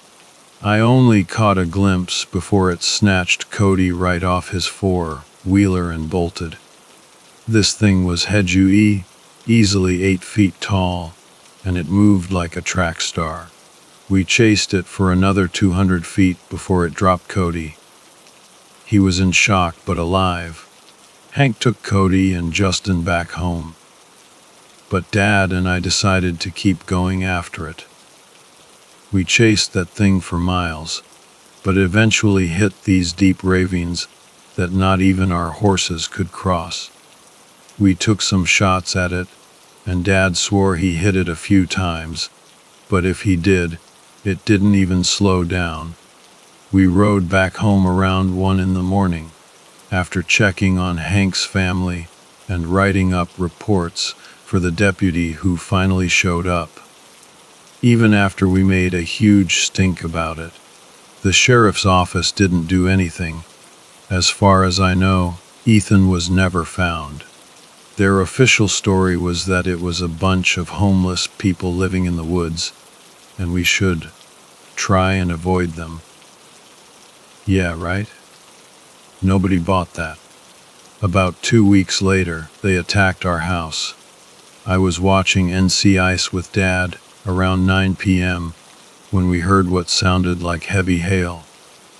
Our house was a metal building, and if you've ever lived in one, you know how loud things can get. Dad went to the window and quickly jumped back. He yelled at me to grab my rifle. We both looked out, and there were like 8 of those huge things throwing rocks at our house. We stuck our rifles out the window and fired at them, and when we did, they'd run back into the trees. But they'd be back 10 or 20 minutes later. It was around 2 a.m. when we heard this loud banging on the door, and we knew they were trying to get in. Luckily, Dad had built a tornado shelter near the kitchen the year before. Arkansas is right in the middle of Tornado Alley, so we get some real bad ones. We knew that door wasn't going to hold, so we all piled into that little cellar, and Dad locked the heavy steel door. They did get in. All night. We listened to them tearing our house apart. All night we sat there silent, all of us, even Mom, gripping our guns as tight as we could. We were praying they wouldn't find us. They gave up and left around 10 a.m. When we finally came out, our house was trashed. Stuff was everywhere. The TV had been thrown against the wall, making a huge dent. Dad's air compressor was crushed like a beer can. So, we packed up the truck, loaded the horses into a trailer, and drove straight to my grandparents' place in Dallas. We were never the same after that. We had to sell our horses. I had to adjust to city life, where kids made fun of my accent and just bullied me all through high school. Luckily, I got past all that. I'm about to get my master's degree next year, and I'm happily married, expecting a daughter soon. Those creatures didn't just wreck our house, they wrecked my childhood. To this day, I'm a dedicated Bigfoot researcher. I've worked with all the big names. I know some people out there are trying to protect these things. But I always carry a gun when I'm out in the woods, and if I ever see another one, I'm blowing its hairy head off.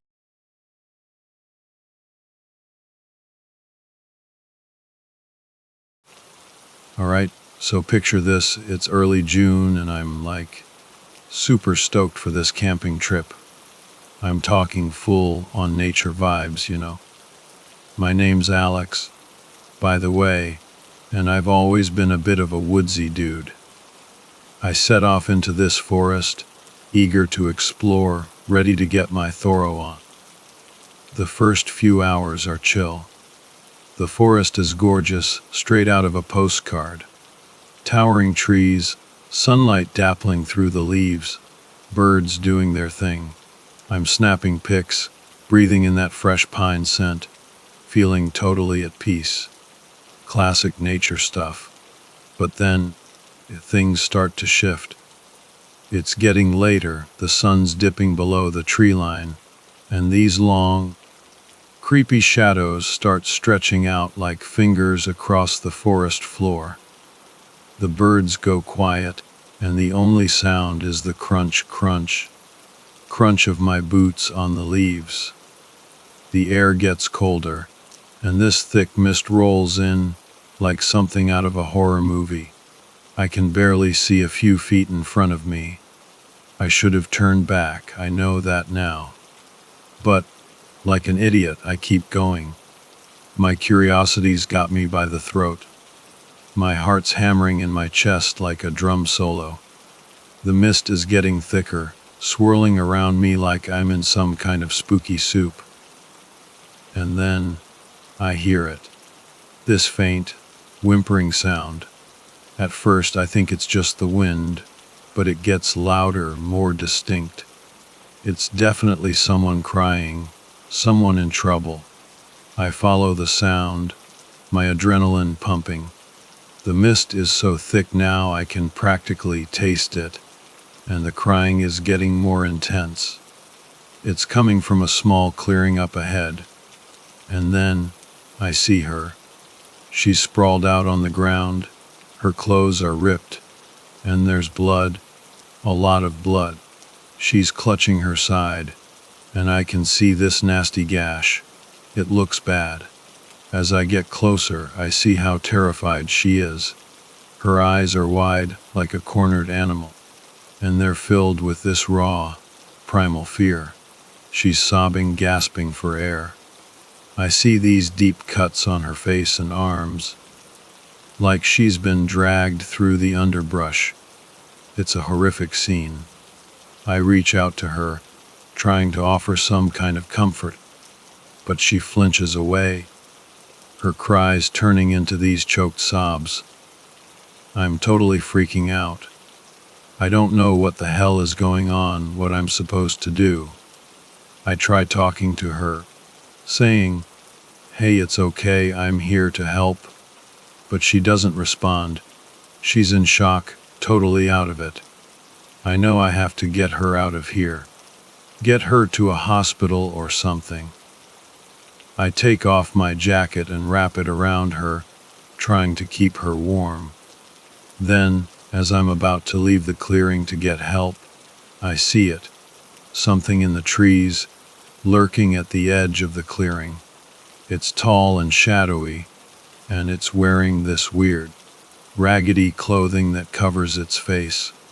It's moving fast, darting between the trees, and its long, spindly fingers are reaching out, like it's trying to grab us. I want to run, to scream, but I'm frozen, paralyzed with fear. It's getting closer, closer, closer. I squeeze my eyes shut, bracing for the worst. But nothing happens. When I open my eyes, the figure is gone, vanished, and then I turn back to the woman, the injured woman I was trying to help, and she's gone too. I'm scrambling, calling out, "Hello, where are you?" But there's no answer. It's like she just evaporated into thin air. I eventually stumble my way back to my campsite, totally disoriented and freaked out. It was all so strange, so unreal. I couldn't shake off this feeling of dread, this sense that something was terribly wrong. I huddle in my tent, trying to make sense of what just happened. And just as I'm starting to process it all, I bolt upright in my sleeping bag, drenched in sweat, my heart pounding. It was a dream. Just a really, really messed up dream. I look around. Everything's normal. Sun's shining, birds are singing. But the dream, it felt so real. I can still see that woman's face, her eyes wide with terror. I can still feel the cold mist on my skin. I can't shake it. I feel like I'm going crazy. I decide right then and there that my camping trip is officially over. I pack up my gear as fast as humanly possible and get the hell out of that forest. Even though I knew it was just a dream, the whole experience left me shaken. I kept questioning my own sanity. It felt so vivid, so visceral. I couldn't help but wonder if it meant something. Was it a warning? A premonition? I had no answers. I just wanted to forget about it. But I couldn't. I keep thinking about the woman in my dream. The fear in her eyes was so real. And who was that figure in the woods? There had to be something more to it. The next morning, back in civilization, I can't let it go. I start digging, researching anything I can find about that forest. Local news, urban legends, missing person reports, you name it. But nothing seems to connect to my dream.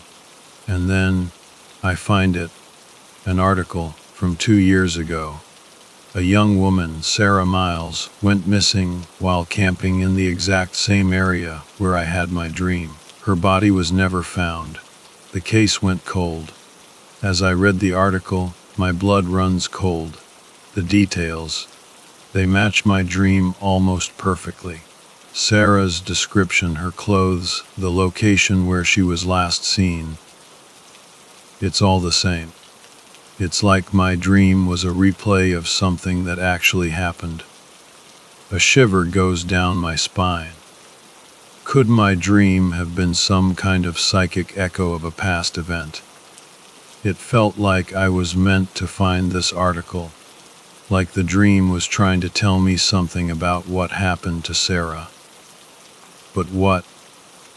I felt this deep sadness for her. This young woman who vanished without a trace. This discovery just adds more fuel to the fire. I feel this weird sense of responsibility to find out what really happened to Sarah.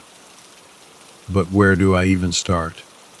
The case is 2 years old, and there are probably no leads left. But I can't just ignore this. I have to try. I'm going to find out what happened to Sarah Miles. And maybe, just maybe, I can figure out what that damn dream was all about. I decided to head over to Sarah's old neighborhood.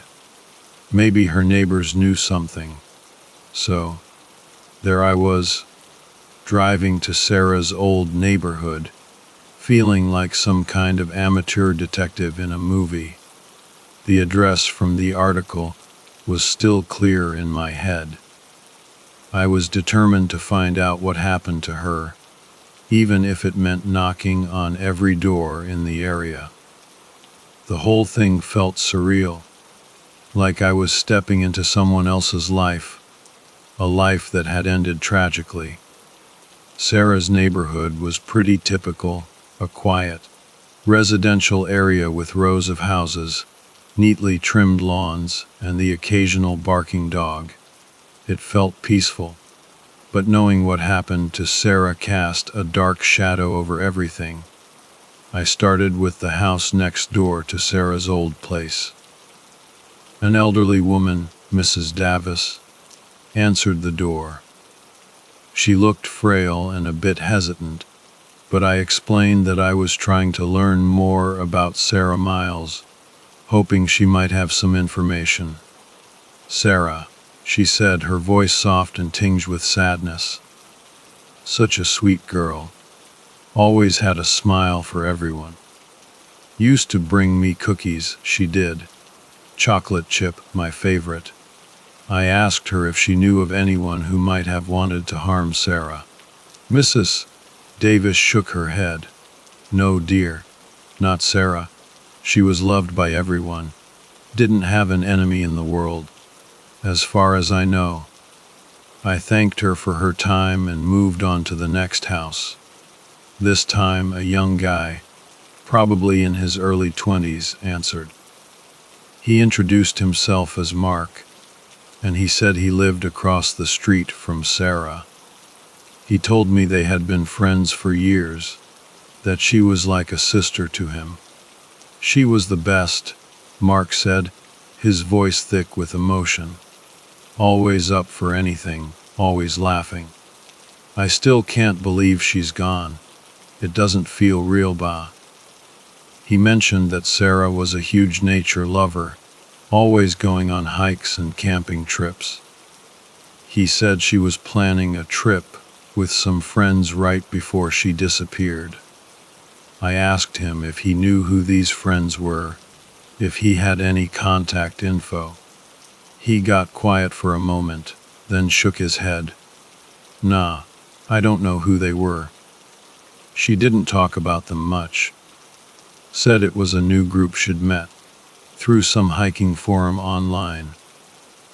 As I continued my door-to-door investigation, I started to piece together a more complete picture of Sarah's life. She sounded like an amazing person, kind, adventurous, full of life. But I also learned that she had been struggling with some personal stuff, seeing a therapist. This new information led me to Dr. Emily Carter, Sarah's therapist. I explained my situation, how I was trying to find out what happened to Sarah.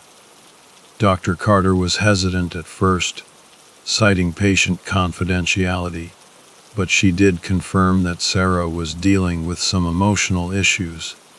She said Sarah found solace in nature, that it was her way of coping. I left Dr. Carter's office, feeling a mix of understanding and unease. I was getting closer to understanding Sarah, but I still felt like I was missing a crucial piece of the puzzle. The more I learned, the more I felt like I was on the verge of a major breakthrough. But I also felt this growing sense of dread. What if the truth was something I wasn't ready to face? After a long day of talking to people and chasing leads, I was starving. I remembered seeing a diner near Sarah's neighborhood. A burger and fries sounded amazing right about now. Plus, I needed a break to process everything I'd learned. As I walked towards the diner, the streets were getting busier. The smell of frying food filled the air. The diner was a classic, old-school place with red vinyl booths, a long counter, and neon signs in the windows. It was bustling with people, truckers, families, a group of college kids laughing in a corner booth. I took a seat at the counter and ordered. As I waited for my food, I couldn't help but eavesdrop on the conversations around me. It was a welcome distraction from the heaviness of my investigation. Just the normal, everyday chatter of people living their lives. For a moment, sitting there surrounded by the warmth and noise of the diner, I felt a sense of normalcy, a sense of peace. It was a brief escape from the darkness of Sarah's disappearance. But as I bit into my burger, the memory of Sarah came flooding back. My break was over. It was time to get back to work. As I was leaving the diner, a waitress came running out. She stopped me, looking a bit flustered. She said she overheard me asking about Sarah and introduced herself as Chloe. She said she and Sarah were friends. "Can we talk somewhere private?" she asked, her eyes darting around nervously. We ended up walking down a side street. Chloe seemed really anxious, constantly looking over her shoulder, like she was afraid of being seen or heard. She was dressed in a typical waitress uniform, but there was a tension in her body that spoke volumes. "Lisa was a good friend," she started, her voice shaky. "She was always there for me, you know." "But what?" I asked gently, trying not to push her too hard. Chloe hesitated, then finally confessed that Sarah had confided in her about some weird stuff happening in the forest. Sarah had said she felt like she was being watched, followed. She'd even found strange symbols carved into trees. I didn't believe her at first, Chloe admitted, tears welling up in her eyes. I thought she was just being paranoid. But then she went missing and I don't know. I just have this feeling it's all connected. I asked her if she knew where these symbols were, but she shook her head. She said that recently, Sarah had become obsessed with bird watching and had been going to the forest almost daily to add entries to her bird watching journal.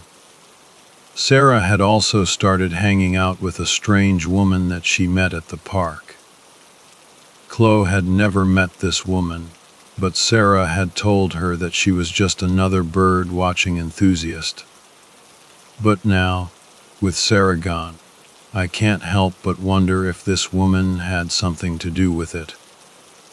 Chloe whispered, her voice filled with fear. As we walked, Chloe became more and more agitated, almost paranoid. She kept glancing around, convinced we were being followed. It was unsettling, to say the least. She was clearly terrified. Chloe kept repeating how she wished she'd taken Sarah's fears more seriously, how she should have done something. The guilt was eating her alive. I tried to reassure her, telling her that I would do everything I could to find out what happened to Sarah. She scribbled something on a napkin, an address and a time, and told me to meet her the next day. She gave me a quick, desperate hug, and then practically ran back to the diner. I stood there for a moment, watching her go, feeling a sense of urgency and dread. I knew I had to be careful. This was getting dangerous. As I walked back home from the diner, that feeling of being watched crept up on me again. I kept glancing over my shoulder, half expecting to see someone lurking in the shadows. Every rustle of leaves, every creak of a branch, made me jump. I told myself it was just my imagination, that I was being paranoid. But I couldn't shake the feeling that something was off. I finally made it back to my place, a small, two-story house I was house-sitting for my folks while they were on a long trip. It was a relief to be back in familiar surroundings, even though the house felt eerily quiet. The next morning, I woke up feeling groggy but determined. I made some coffee, grabbed a quick breakfast, and tried to ignore the lingering smell of the diner fries from the takeout box I'd forgotten to put in the fridge the night before. Oops. The morning news was on, the weatherman cheerfully predicting another sunny day. It felt strange, This disconnect between the beautiful weather and the darkness I was immersed in. I was about to head out when I heard a noise outside. A thud, like something hitting the side of the house. My heart leaped into my throat. I froze, listening intently. Silence. I told myself it was probably just a squirrel or something, but that feeling of unease returned, stronger than ever. I cautiously approached the window, peering through the blinds. At first, I didn't see anything, just the quiet street, the empty houses. Then I saw it, a car parked a few houses down. It was a dark sedan, and it looked vaguely familiar, but I couldn't place it. As I watched, the driver's side door opened, and a figure emerged. It was too far away to make out any details, but there was something about the way they moved, a kind of stealthy grace that sent a chill down my spine. They were wearing a hooded jacket. The figure quickly shut the door and the car drove off. I decided to get some fresh air, hoping it would clear my head. I still had an hour to kill before I was supposed to meet Chloe at the address she'd given me. I grabbed my headphones, put on some music, and started walking. The neighborhood was quiet, almost deserted.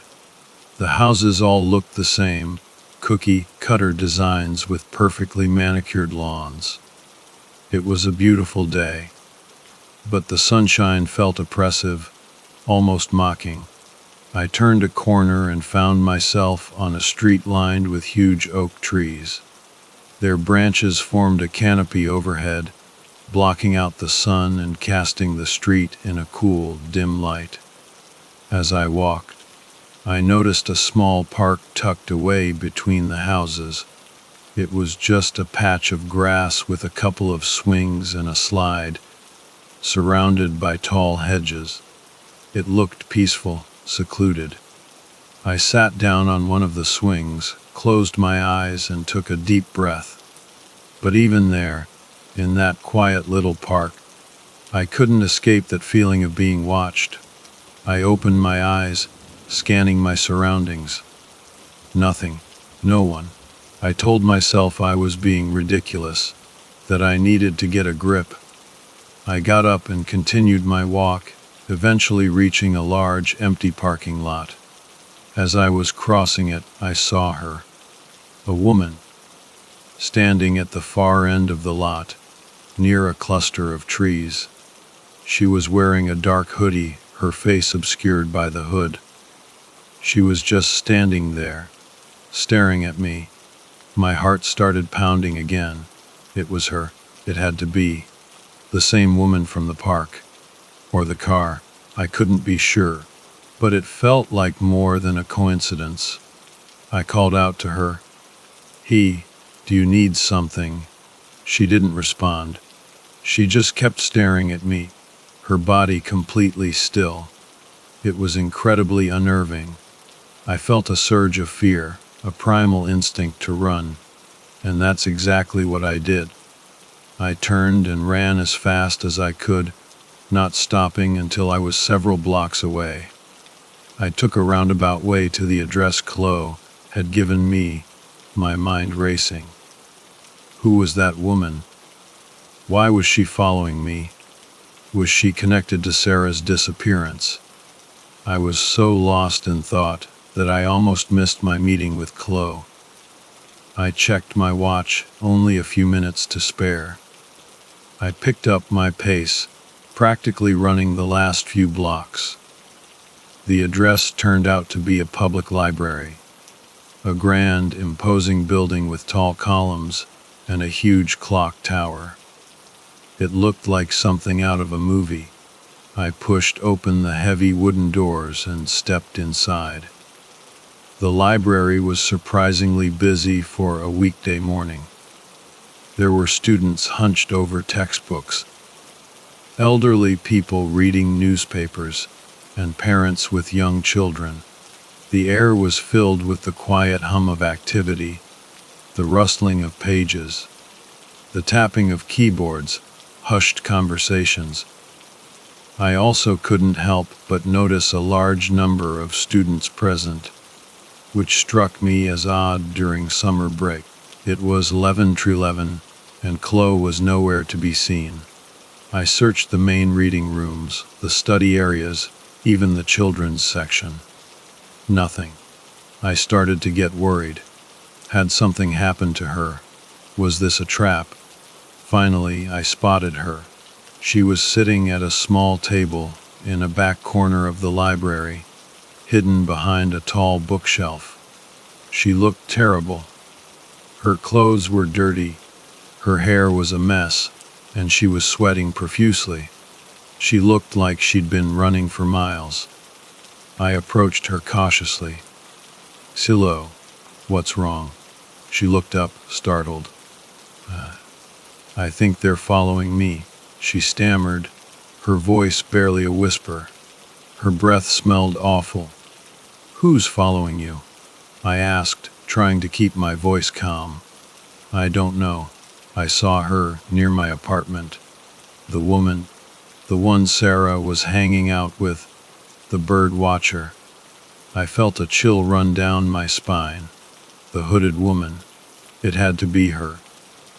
"I know you were asking about Lisa, but can you tell me more about her? You seem to know a lot about her." I asked her, trying to sound casual. "Why are you so obsessed with Lisa? Why does everyone like her so much? What about me? Doesn't anyone care about me?" She replied, her voice shaking. "Sarah, what's going on? Why are you acting like this? Do you know something about Lisa's disappearance that you're not telling me?" I asked, trying to get to the bottom of her strange behavior. But Sarah just shook her head and refused to answer any more of my questions. She quickly gathered her things and ran out of the library, leaving me standing there confused and with more questions than answers. As Chloe bolted out of the library, she was a mess of panic and fear. She wasn't looking where she was going, completely lost in her terror. I called after her, "Chloe, wait, stop." But she didn't hear me, or she didn't care. Then everything happened in a blur. A car, a dark sedan, came screeching around the corner, going way too fast. Chloe, still running blindly, stumbled right into its path. There was no time for the driver to react. The impact was sickening. A loud thud, followed by the screech of tires and the shattering of glass. Chloe's body was thrown through the air like a rag doll. She landed hard on the pavement, rolling several times before coming to a stop. I stood there, frozen in horror, unable to process what I'd just witnessed. It felt like a nightmare, a slow-motion scene of utter devastation. The driver, a woman, stumbled out of the car, screaming. People started rushing over from all directions, some trying to help, others just staring in shock. I finally forced myself to move, to run towards Chloe. There was blood, a lot of it, pooling around her on the asphalt. Her limbs were twisted at unnatural angles. I could see her chest rising and falling, shallow, ragged breaths, but I knew it was only a matter of time. A wave of nausea washed over me. This was my fault. I should have stopped her. I should have been more careful. Guilt and horror consumed me. I knelt beside her, feeling utterly helpless.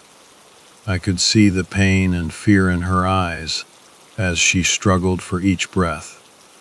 And I knew, with a sickening certainty, that she was hiding something important. As the woman who hit her got out of the car, I froze. My blood turned to ice. It was her. The woman in the hoodie. The one I'd seen in the park. The one who'd been following me. She was wearing the same dark, hooded sweatshirt, her face obscured by the shadows.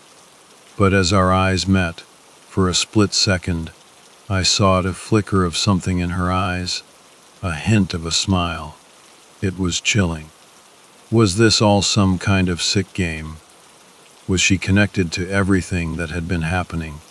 And Chloe, was she just a pawn? My mind was reeling, trying to make sense of this horrific scene. Then, as quickly as she'd appeared, the hooded woman got back into her car and sped off, disappearing around a corner. I was left there, kneeling beside Chloe, surrounded by chaos and the growing wail of sirens. I couldn't shake the feeling that this was far from over, that I was caught in something much bigger and more dangerous than I could ever have imagined. The police arrived, followed by an ambulance. Paramedics rushed to Chloe's side, but I knew it was too late. They worked on her for a few minutes, their faces grim. Then one of them gently shook his head. She was gone. I was questioned by the police, of course. I told them everything I knew about Sarah, about Chloe's fears, about the hooded woman. They listened, took notes, but I could see the skepticism in their eyes. To them, it probably sounded like the ramblings of a crazy person. As I was giving my statement, I noticed a small, crumpled piece of paper lying on the ground near where Chloe had fallen. It must have slipped out of her pocket during the accident. I discreetly picked it up and slipped it into my own pocket. The police were too busy with the accident to notice. After what felt like an eternity, I was finally allowed to leave. I walked away from the scene in a daze, the image of Chloe's lifeless body seared into my memory. The guilt was crushing. I felt responsible for her death. I needed to get away to clear my head. I started walking aimlessly, my feet carrying me without any conscious direction. I found myself back at the park, the same park where I'd seen the hooded woman earlier. It was empty now, the swings swaying gently in the breeze. I sat down on one of the swings, the same swing I'd sat on earlier that day. It felt like a lifetime ago. I pulled out the crumpled piece of paper I'd found at the accident scene. It was a page torn from a small notebook, covered in Sarah's handwriting. It was a list of dates and times, followed by brief descriptions of birds. Her bird-watching journal. As I read through the entries, I noticed something odd. On several dates, the descriptions weren't of birds, but of a woman. A woman in a dark hoodie. The same woman who had been following me. The same woman who had killed Chloe. The last entry in the journal, however, was chilling. I think I made her mad. I don't feel safe. My heart pounded in my chest. This was it. This was the connection. Sarah had seen the hooded woman. She had been watching her, just like Chloe said. But why? What was the connection between Sarah and this mysterious woman? Suddenly, I heard a noise behind me, a twig snapping. I whipped around, my heart in my throat. Standing at the edge of the park, half hidden in the shadows, was the hooded woman. She was just standing there, watching me. I froze, my mind racing. What should I do? Run? Confront her? Before I could make a decision, she turned and walked away, disappearing into the trees. I knew I couldn't just let her go. I had to follow her. This was my chance to finally get some answers. I took a deep breath and started after her, my heart pounding in my chest. This was it. I was going to find out who she was and what she wanted. I followed her into the forest, the same forest where Sarah had disappeared, the same forest from my dream. The trees were tall and dense, the air thick with the smell of pine and damp earth. The light was fading fast, and long shadows stretched across the forest floor. I could hear her footsteps ahead of me, the rustling of leaves, the occasional snap of a twig. I kept my distance, trying to stay hidden in the shadows. I didn't know what I was going to do when I caught up to her, but I knew I couldn't back down now. We walked for what felt like hours, the forest growing darker and more menacing with each step. I could feel the fear creeping up on me, but I pushed it back. I had to know the truth. I had to find out what happened to Sarah and what this woman had to do with it. I had to get to the police. I pushed through the dense undergrowth, my lungs burning, my legs aching. The hooded woman was always just ahead, a fleeting shadow in the deepening gloom of the forest. I had to know who she was, what her connection to Sarah was, and why she was following me. The chase seemed to go on forever, a terrifying game of cat and mouse in the heart of the woods. Finally, we emerged into a clearing. It was the same clearing from my dream, the place where I'd seen the injured woman. The memory sent a fresh wave of fear through me. In the center of the clearing stood an old, dilapidated cabin. It looked like it had been abandoned for years, its windows dark and empty, its wooden walls weathered and gray. Smoke curled from its chimney. This was it. This was where the hooded woman was leading me. As I watched, the hooded woman approached the cabin and slipped inside. I hesitated for a moment, my heart pounding in my chest. This was it. There was no turning back. I took a deep breath and followed her. The interior of the cabin was dimly lit by a single flickering oil lamp. The air was thick with the smell of dust and something else, something acrid and unsettling. I could see the hooded woman standing in the middle of the room, her back to me. "Who are you?" I demanded, my voice trembling slightly. "Why have you been following me? What do you want?" She slowly turned around. As the hood fell back, I gasped. It wasn't the woman I expected.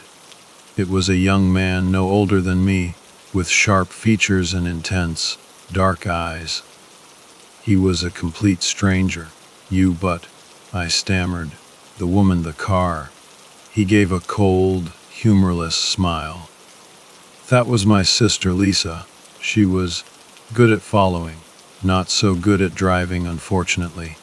"Lisa," I echoed, confused. "But Sarah's journal, she was watching someone, she was scared. Was it you or your sister?" "Both," he replied, his voice flat. Sarah was getting too close. She saw things she shouldn't have seen. Asked too many questions. "What things?" I pressed. "What did she see?" He gestured around the cabin. "This place. What we do here." My eyes scanned the room, trying to make sense of it all. There were strange symbols painted on the walls, similar to the ones Chloe had mentioned Sarah finding in the woods. There were also tables covered with tools, jars filled with strange liquids, and stacks of old books. It looked like some kind of bizarre laboratory. We were trying to help her," the young man continued, his voice taking on a strange, almost fanatical tone. "To open her mind, to show her the truth, but she was scared. She ran. Help her." "What are you talking about?" I asked, my voice rising in anger and confusion. "You killed Kella. Was that supposed to help her too?" Chloe was a loose end, he said dismissively. She knew too much, just like you. He took a step towards me, and I saw that he was holding something in his hand. A small, silver knife, its blade glinting in the dim light. My blood ran cold. "What did you do to Sarah?" I demanded, trying to keep my voice steady. "She's with us now," he said, a strange smile playing on his lips. "She's part of something bigger." Before I could react, he lunged at me with the knife. I stumbled backward, narrowly avoiding the blade. I knew I had to get out of there, but he was blocking the only exit. We struggled, the knife flashing dangerously close. I managed to knock him off balance, and he fell to the floor, the knife clattering away. I scrambled to my feet and ran for the door, but he was faster. He tackled me from behind, and we both crashed to the ground. As we grappled, I saw my chance. I reached out and grabbed the oil lamp from a nearby table. With all my might, I swung it at him. The lamp shattered against his head, and he collapsed, unconscious. I didn't wait to see if he was still alive. I scrambled out of the cabin and ran as fast as I could, not stopping until I was far away from that cursed place. I had to get to the police. I had to tell them everything. I eventually found my way to a road and flagged down a passing car. The driver, a kind, elderly man, took one look at my terrified face and agreed to take me to the nearest police station. At the station, I told the police everything, about Sarah, about Chloe, about the hooded figures, the cabin, the strange experiments, everything. This time, they believed me. Maybe it was the sheer desperation in my voice, or maybe it was the evidence I had. Sarah's journal, which I'd managed to grab during the struggle. The police immediately launched an investigation. They raided the cabin, but the man was gone. They found evidence of strange rituals, and they confirmed that the cabin was where Sarah had been held captive. They also found traces of blood, both Sarah's and Chloe's. It seemed I had arrived much later than I had thought. The man, whose name was revealed to be Ethan, and his sister, Lisa, became the subjects of a nationwide manhunt. They were eventually caught a few weeks later, trying to cross the border into Canada. They are currently awaiting trial. As for me, I was hailed as a hero, the one who finally brought Sarah's killers to justice. But I didn't feel like a hero. I was just a guy who had a bad dream, a dream that turned out to be a horrific reality. I was cleared of any wrongdoing, but the whole ordeal left me deeply scared. I still have nightmares about the forest, about the hooded figures, about closed, terrified eyes. I still feel the weight of guilt, the feeling that I could have done more, that I could have saved them. The experience changed me. It shattered my sense of security, my belief in the ness of the world. It showed me the darkness that lurks beneath the surface, the evil that can hide in plain sight. One day, as I was going through some of Sarah's belongings that the police had returned to her family, I found a small, hidden compartment in her backpack. Inside was a USB drive. Curious, I plugged it into my computer. The drive contained hundreds of photos and videos, mostly of birds, just like Chloe had said. But then I found a folder labeled Observations. Inside were videos of the cabin, of Ethan and Lisa, of their strange rituals. Sarah had been documenting everything. She had been trying to expose them, and in the end, it cost her her life. And then I saw it. A quick video of myself running in the forest. But how? The date on the video was from 2 years ago. The last video on the drive was dated a few days before Sarah disappeared. It was dark, and the image was shaky, but I could make out Sarah's terrified face. She was whispering to the camera, her voice barely audible. "They know I'm watching them," she said. "They're coming for me. If you're seeing this, it means I'm gone. Please find out what they're doing. Stop them." And then the video ended. I sat there, staring at the screen, Sarah's last words echoing in my mind. I knew then that my journey wasn't over. This was bigger than just Sarah, bigger than Ethan and Lisa. There was something else going on, something even more sinister. I had a feeling I was only beginning to scratch the surface of this mystery. And I knew, with a chilling certainty, that I would never be able to rest until I uncovered the whole truth, no matter how terrifying it might be. The forest held secrets, and I was determined to uncover them all. But suddenly I was awoken by a loud noise outside my door. It was Lisa. She was banging on my door screaming, "You ruined it." I suddenly felt a sharp pain in my neck, and I realized that I had been stabbed. It was Lisa, the woman I thought was dead. She was standing over me, a crazed look in her eyes, a bloody scalpel in her hand. "You ruined it," she hissed. "You ruined it. You ruined it." She raised the scalpel again, and I knew this was it. I closed my eyes, waiting for the end. But instead of the sharp pain of the blade, I heard a loud bang, followed by a thud. My ears were ringing. I opened my eyes. Lisa was lying on the floor, a hole in her forehead. Standing over her, a gun in his hand, was a man I'd never seen before. He was tall and imposing, with a grim expression on his face. "It's over," he said, his voice low and steady. I stared at him, speechless, my mind struggling to comprehend what had just happened. Who was this man? How did he know about Lisa? How did he get in? Before I could ask any questions, everything went black. I woke up in a hospital bed, my head throbbing, my body aching. A doctor was standing over me, checking my vitals. "Where am I?" I mumbled, my throat dry and scratchy.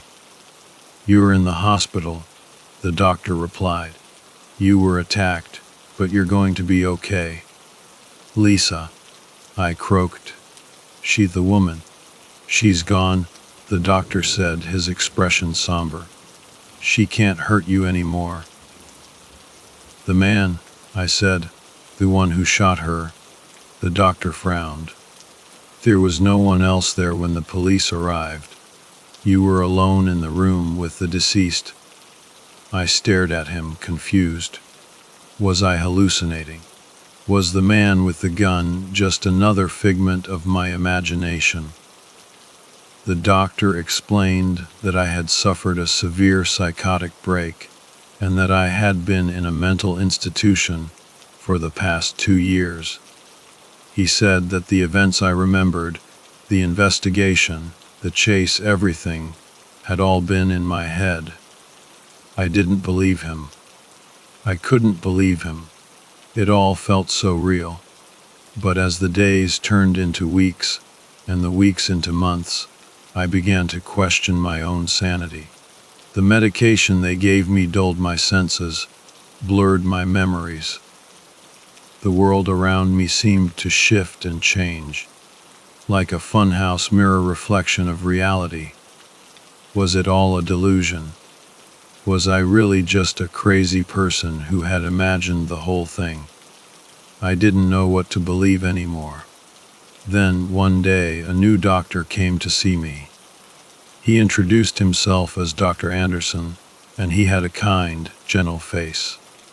He told me that he had been reviewing my case and that he believed I might be telling the truth. "I know this sounds crazy," he said, "but I think you were right. I think there's something more going on here." He explained that he had been doing some digging of his own, and he had found some inconsistencies in the official reports. He had also discovered that the hospital had ties to a shadowy organization, the same organization that Ethan and Lisa might have been working for. "I think they're trying to silence you," Dr. Anderson said. "They know you know too much." He told me that he could help me escape, that he could get me to a safe place where I could expose the truth. But I had to trust him. I didn't know what to do. Was this another delusion? Was Dr. Anderson just another part of the conspiracy? But something in his eyes, a spark of sincerity, convinced me to take a chance. That night, under the cover of darkness, Dr. Anderson helped me escape from the hospital. He drove me to a remote cabin in the woods, a place where he said I would be safe.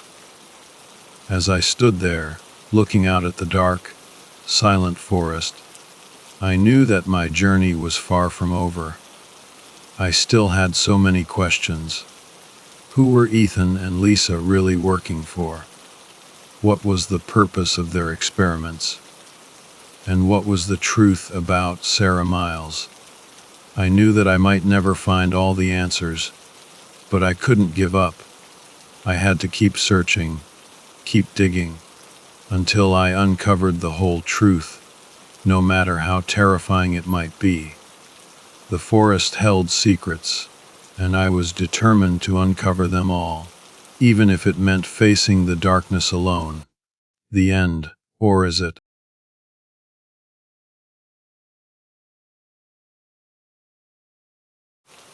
All right, so picture this: me, Jake, and my wife, Sarah, finally doing the whole Great American Road Trip thing.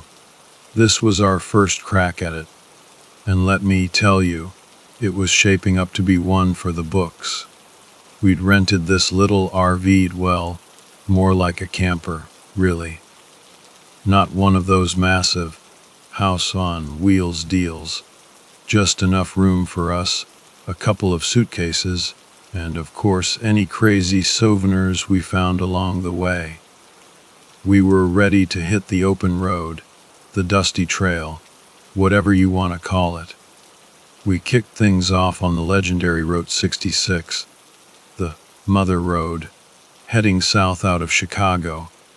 After a bit, we hopped on I-70 and shot straight west through Missouri. Our mission: to see all those weird, wonderful, off the beaten path places we'd only ever heard about. You know, the kind of stuff that makes you say, only in America.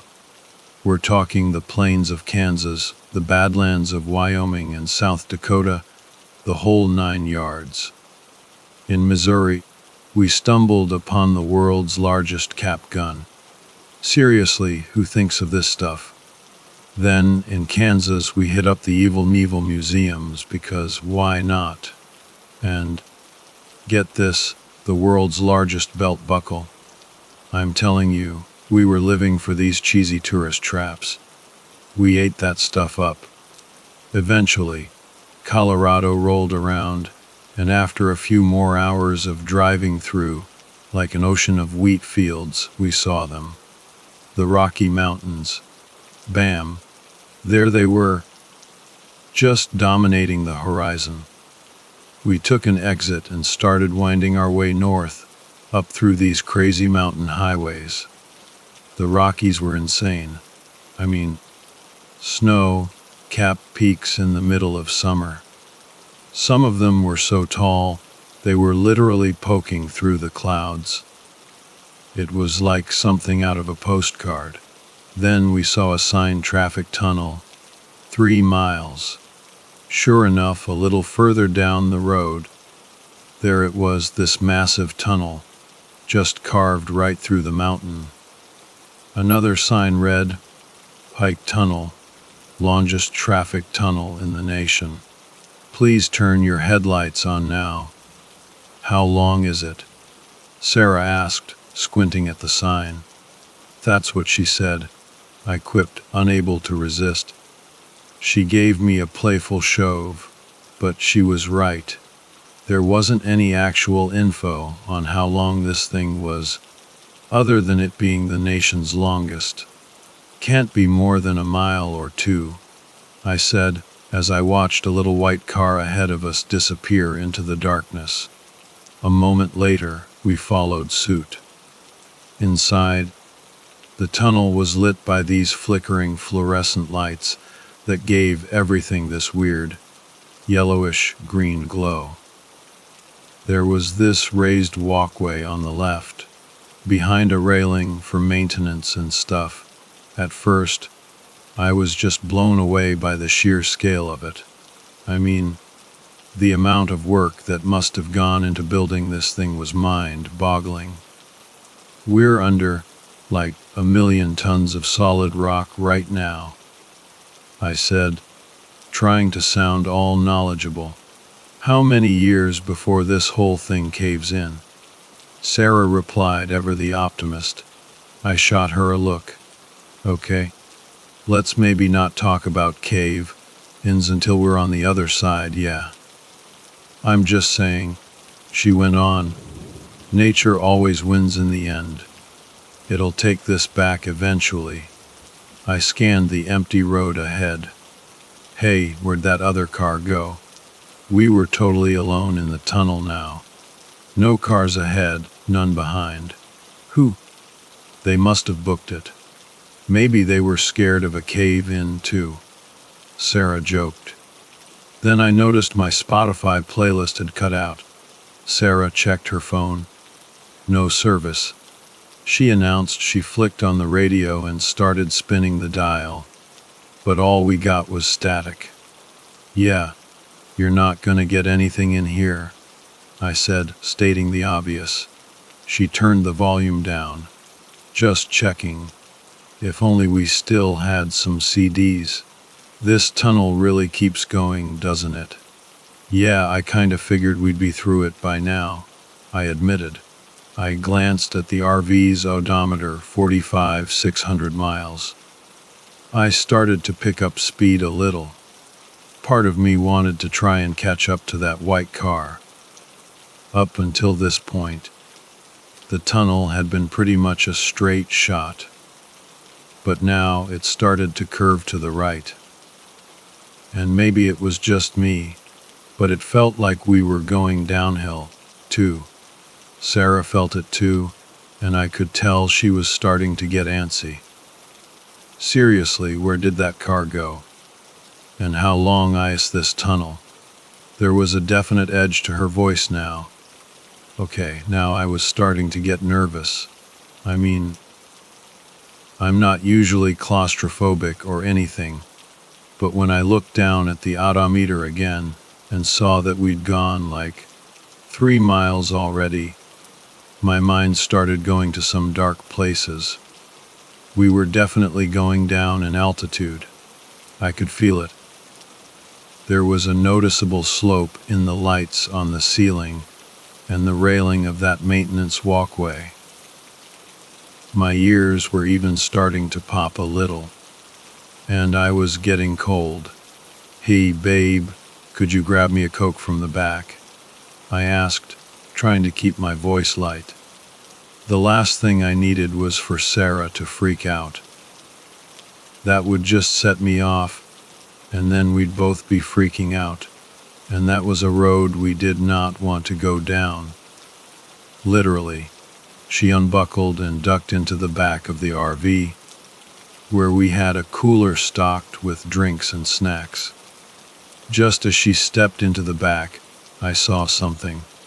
There, standing on the side of the road, was a man. He was wearing one of those reflective safety vests and a hard hat, and he was waving at me as I drove past. Something about him seemed off. I watched him in my side view mirror as we went by, and he was still watching us, still waving at the back of our RV as he slowly faded into the distance. Sarah reappeared from the back, Coke in hand. She popped the top and handed it to me. "You look worried," she said, always perceptive. "I'm fine," I said, forcing a smile and taking a swig of the soda. "Jake, slow down."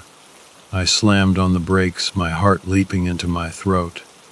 I saw what made Sarah scream. There, in the middle of the road, was a roadblock. Two of those orange, reflective traffic sources were blocking both lanes. And beyond the roadblock, nothing but darkness. The tunnel lights just stopped. It was like staring into a black void. Standing in front of the roadblock was another guy in a reflective vest and hard hat. Only this time, his hard hat had one of those bright lights on top, which totally obscured his face. We screeched to a halt just a few feet from the barrier. I turned to Sarah. "You okay?" I asked, my voice shaking slightly. "Yeah, I'm fine," she replied, her eyes wide. "It's a cave-in, isn't it?" "God, I hope not," I muttered. I rolled down my window, leaned out, and yelled to the guy in the hard hat.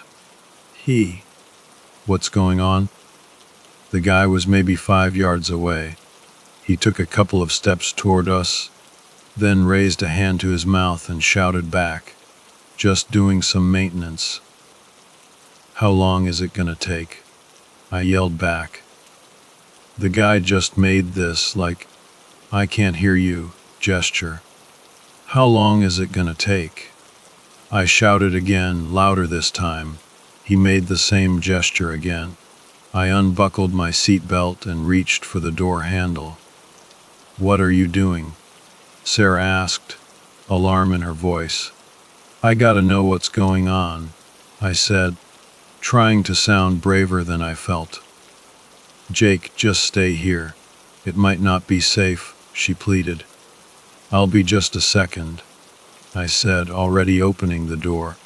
I pushed the door open and stepped out of the RV. "Stay in your vehicle," the guy yelled, taking a few more steps toward me, his hand outstretched as if to stop me. "What's the holdup?" I shouted, ignoring him. The guy was closer now, but I still couldn't see his face under that blinding light on his helmet. "Please stay in your vehicle," he shouted again. There was something seriously off about this whole situation, and then I heard it. A scream, or some kind of ungodly sound, echoed from deep within the tunnel. The worker turned and looked into the darkness behind him. Then, without another word, he sprinted past the barricades and disappeared into the blackness. All we could see was the light from his helmet bobbing away, and then, a moment later, that disappeared too. What the hell was that? Sarah's voice was a mix of fear and confusion. Was someone hurt? "I have no idea," I said, my mind racing. My heart was pounding like a drum in my chest. I just stared at the pitch black tunnel ahead, feeling completely lost. Should we do something?" Sarah asked, her voice barely above a whisper. I just sat there, frozen, staring into the inky blackness beyond the roadblock. I had no clue what to tell her. What could we even do? I checked the side view mirrors again. Still no one behind us. "Where are all the other cars?" I muttered, more to myself than to her. "They must have gotten through before the roadblock, or maybe they caused it," Sarah suggested, her voice trembling slightly. "Saw another worker a little ways back," I said, trying to think of a plan, any plan. "We could try to go back and talk to him." We'd be driving straight into any oncoming cars, she pointed out, her voice tight with anxiety. There's that maintenance walkway, I countered. We didn't pass him that long ago. We could probably catch him on foot. Maybe we should just wait for this guy to come back, she said, reaching over and grabbing my arm. I squeezed her hand, trying to offer some comfort, both to her and to myself. She was right. Going backward was a huge risk. Getting out and walking was just dumb. We might have gone 5, maybe even 10 miles into this tunnel at this point. Forward was our best option for now, anyway. We had to hope someone would come back and tell us what was going on. I looked out at the tunnel ahead. I flicked on the RV's high beams, but all they illuminated was more tunnel, more road. It didn't even look like there was any construction up ahead, just darkness. I checked my phone again. Still no service. Big surprise, we waited and waited, but the guy never came back. It's been 20 minutes, Sarah said, her voice laced with a growing sense of dread. How come no one else has come through behind us? I was thinking the exact same thing. It was like we were the only people on this entire stretch of highway. I rolled down my window and stuck my head out, looking back the way we came. The road stretched back about 200 yards before curving out of sight. There was no sign of that first worker I'd seen on the maintenance walkway. I looked back at the roadblock ahead, flicking the high beams on again. Still nothing but more tunnel beyond the barriers. It just didn't make any sense. I think we should just keep going, I said, finally breaking the silence. What about the roadblock? We'll move those horses out of the way and just drive past, I said, already reaching for the door handle. Sarah looked at me. Then her gaze shifted to the dark, ominous tunnel ahead. I knew she was weighing the same terrible options I was. Driving backward was out of the question. Too risky. Walking could take forever, and who knew what we'd find out there in the dark. Going forward was our only real choice. Let's do it, Sarah said, her voice surprisingly steady.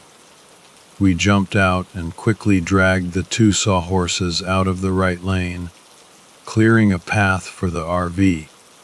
I pulled the RV up past the barriers, then we hopped out again and put the horses back where they were.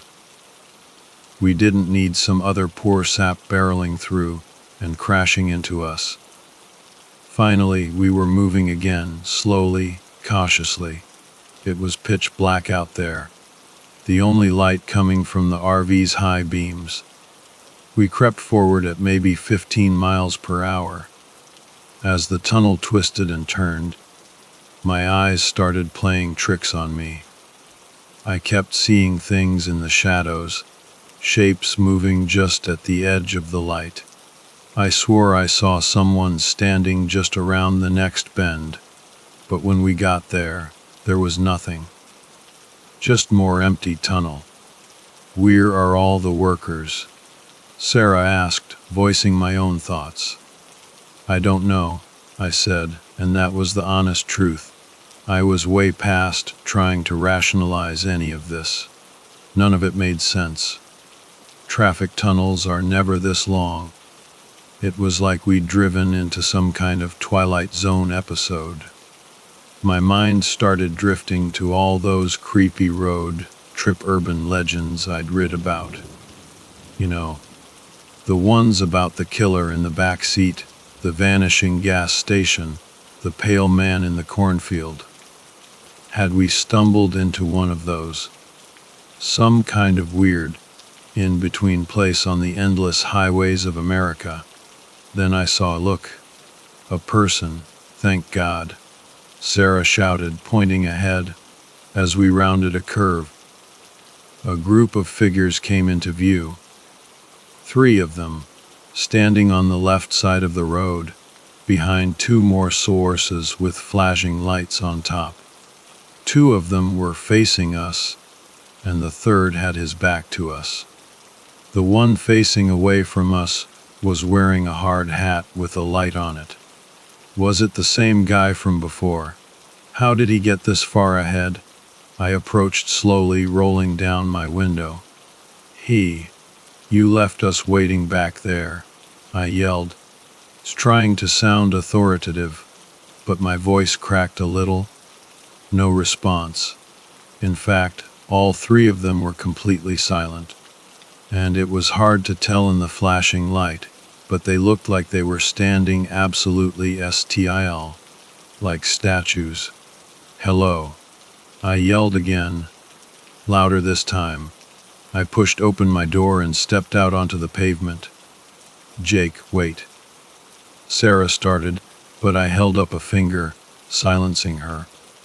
"Just a second," I said, my eyes fixed on the 3 figures. I slowly started walking toward them. "Hello," I called out again. Still no response. What the fuck? The bright flashing lights from the sources made it impossible to see their faces. I kept moving closer, my heart pounding in my chest. "Hey, what's going on?" And then I saw it, their faces. They were plastic. Standing in front of me were 3 mannequins. I stumbled backward, away from the figures, then turned and practically ran back to the RV. I was seriously freaked out, but I didn't want to scare Sarah any more than she already was. I climbed back into the driver's seat and slammed the door shut. "They're mannequins," I said, my voice flat. "What?" Sarah's eyes were wide with disbelief. "They're mannequins," I repeated. "Why? What?" she stammered, trying to make sense of it all. "I don't know," I said, shaking my head. I looked back at the 3 figures, and my blood ran cold. The mannequin in the hard hat had somehow tied. Now all 3 of them were facing us, their blank, plastic eyes staring right at us. And then we heard it. A loud, heavy banging on the side, and then the roof of the RV. "What the hell was that?" Sarah whispered, her voice barely audible. We listened, holding our breath, every nerve on high alert. Then, a shuffling sound. Something was moving on or in the RV. "Stay here," I said, my voice low and urgent. I got up, my mind racing. "Jake, wait," Sarah pleaded, but I was already moving. I headed toward the back of the RV, my senses on overdrive. It was dark back there. I fumbled for a drawer in the little kitchenette area and pulled out a flashlight. I moved into the bedroom at the very back, my flashlight beam cutting through the darkness. The room was empty. "Whoever's back here, I have a gun," I said, trying to sound tough. It was a total bluff. I didn't see anyone or anything. I shone the light out of the windows on either side of the RV. Nothing. And then I heard it again. That shuffling sound coming from right above me. I looked up and screamed. "Fuck." There on the roof of the RV, staring down at me through the skylight, was a woman. Her eyes were black, empty sockets, and her mouth was stretched into a hideous, dead smile. Her stringy black hair dangled down, casting long, spidery shadows across her pale, gaunt face. "Sarah, drive! Now!" I screamed, scrambling back toward the front of the RV. Sarah didn't hesitate. She jumped into the driver's seat, threw the RV into gear, and stomped on the gas. The RV was a clunky beast, but it could move when it had to. We lurched forward, and I stumbled, falling backward. I quickly aimed my flashlight back up at the skylight, but the woman was gone. I scrambled to my feet and looked out the side windows. Had Sarah shaken her off? There was no sign of her. I stumbled back to the passenger seat, breathing heavily, sweat pouring down my face. "What happened back there?" Sarah asked, keeping the RV at a steady 50 mph, her eyes glued to the road ahead. "There was a woman on the roof," I said, my voice still shaky. I was in some kind of shock, I think. "A woman. Her eyes were black," was all I could say. Sarah just stared at me for a second, then looked back at the tunnel ahead. "There's something seriously wrong with this tunnel," I whispered, stating the obvious, but it was all I could manage. Sarah pointed ahead. "Look," she said, her voice tight with fear. I followed her gaze, and my heart sank. There were more mannequins, a lot more mannequins. They lined both sides of the road, stretching as far as the eye could see, and they were all facing us. And even though I never actually saw them move, when I looked in the side view mirror, they were somehow still facing us, their heads turning to follow us as we drove past, watching us without eyes. "Just keep driving," I said, my voice barely a whisper. As we drove on, the mannequins lining the tunnel grew thicker and thicker. There were thousands of them, maybe more. They were so close now that some of their outstretched arms were hitting the side of the RV as we passed. Thump, thump, thump. It was a sickening sound, like hitting speed bumps made of plastic. They were closing in, squeezing the path ahead, forcing us into a narrower and narrower lane. Then, I saw one standing directly in the middle of the road. "I don't think I can get around it," Sarah said, her voice strained. "Run it over." "Don't stop," I said. My jaw clenched.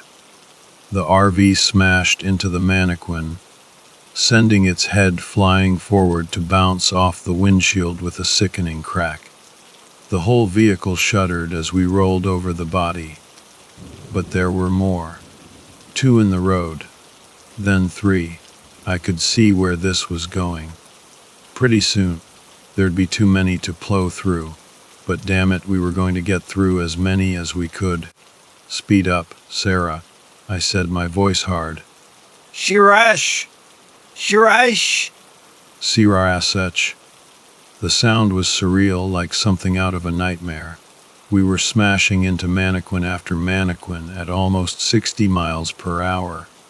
Arms, legs, heads, and torsos went flying. It was like driving through a blizzard of plastic body parts. The windshield cracked, spider webbing across the glass. The RV shuddered and screamed in protest, the engine roaring. And then, slowly, inevitably, we started to slow down, despite the engine's desperate roar. I was sure the axle was jammed up with the mangled remains of those lifeless figures. Eventually, we ground to a halt. "She won't move," Sarah said, her voice trembling. She pressed on the gas, but it was no use. The RV just rocked back and forth a little. "Try reverse," I said, my heart sinking. She shifted into reverse and hit the gas. We got a little bit of movement, enough to give us a glimmer of hope, but then we hit another jam. "Fuck," I muttered, my head in my hands. "Should we get out and look?" Sarah asked, her voice barely a whisper. "I'll go," I said, grabbing the flashlight and popping the passenger door open. But Sarah unbuckled her seatbelt too. "We'll go together," she said, her eyes filled with a mixture of fear and determination. We stumbled out of the RV on the passenger side into a scene straight out of hell. Countless, lifeless faces stared out at us from the darkness. The only light came from the RV's headlights and the beam of my flashlight. It was like being surrounded by an army of silent, plastic ghosts. We clumsily made our way along the side of the RV, stepping over a grotesque carpet of shattered mannequin parts. I figured if we could just clear out a few feet behind the rear tires, we might be able to back out and get enough momentum to reverse all the way out of this godforsaken tunnel. But when we got to the back of the RV, my stomach flipped and my heart plummeted into my shoes. I was expecting to see a trail of flattened mannequins, a path of destruction showing our desperate escape. Instead, the RV was now completely surrounded by thousands of perfectly intact mannequins, all standing at attention, as if their ranks had somehow been magically replenished after our vehicular rampage. It was impossible. This is impossible, Sarah whispered, her voice choked with tears. She started to cry and I pulled her close, holding her tight. "We'll keep moving," I said, trying to sound strong, even though I felt anything but. "It'll never end," she sobbed. "The tunnel, it doesn't make sense. It only curves one way." I looked at her, confused. "What do you mean?" "The whole time, the tunnel's only been curving to the right. Sometimes it would straighten out a little, or maybe curve to the left for a few yards. But then it was always back to the right. We've either been driving in circles, or we're spiraling downwards, deeper and deeper." She was right. Now that I thought about it, we had only been curving to the right. This whole time, this damn tunnel had been gradually, almost imperceptibly, taking us down into the earth. Going forward wasn't going to get us out. We were trapped. "We'll need food from the RV," Sarah said, wiping her eyes. I nodded, and we stumbled our way back to the front of the RV, the mannequin's lifeless eyes watching our every move. I stepped up to the passenger door and nearly fell backward when I looked through the window. "What the fuck?" I breathed, my eyes wide with horror. Sitting in the driver's and passenger's seats were two mannequins. But these weren't just any mannequins. They were dressed exactly like Sarah and me. They were wearing identical outfits. The one in the passenger seat had on my new order t-shirt and black jeans. The one in the driver's seat was wearing Sarah's green striped sweater and denim shorts. Their plastic faces stared blankly out through the shattered windshield at the endless crowd of mannequins staring back at them. It was like looking at our own twisted, lifeless reflections. Sarah stepped up beside me and saw the uncanny display. "What the fuck?" she echoed, her voice filled with terror. I pulled myself up into the RV and slowly, carefully, stepped around my mannequin doppelganger. I avoided looking directly at its face, but I could swear I felt its gaze on me as I moved past. Sarah followed, and we made our way to the back of the RV, into the darkness. Luckily, we'd just stocked our cooler full of food and water, right after crossing the Colorado state line. I handed Sarah the flashlight and pulled open the cooler. I started filling a backpack with as much food and water as it could hold. Then I turned around, and I saw them. My mannequin double had somehow moved. It was now standing in the aisle, blocking our way, its blank eyes fixed on us. Sarah's doppelganger was still seated in the driver's seat, but it had turned its head to look back at us, its eyeless gaze piercing the darkness. Sarah saw the look in my eyes and turned. She screamed when she saw them and stumbled backward, bumping into me. I put my arm around her, and we stood there for a moment, our hearts pounding, trying to process what we were seeing. "Let's get out of here," I said, my voice low and urgent. I slid the backpack onto my shoulders. Sarah joined me at the door. I looked in her eyes. "Are you ready?" She nodded, her face pale with fear. I leaned in and kissed her, a quick, desperate kiss. "I love you," I said, my voice thick with emotion. "I love you," she said, her voice trembling. The look on her face was killing me. She was terrified, and I knew deep down that I was too. I opened the door and we stepped out. We stumbled back to the rear of the RV, our escape route. Once we were clear of the RV and the mangled mess of mannequin parts, it became a little easier to find our footing. But weaving through that endless crowd of lifeless figures was still slow going. It was pitch black out there. Without the flashlight, we wouldn't have been able to see a foot in front of us. As I walked, the beam of the flashlight created this weird illusion of movement in the crowd. At least, I hoped it was an illusion. The limbs of the mannequins seemed to stretch and turn in the flickering light, but the only sounds were our own ragged breathing and the shuffling of our feet. This went on for what felt like hours. We were sweating, aching, and completely exhausted. I was about to suggest we stop and rest, but then I saw it, and I froze.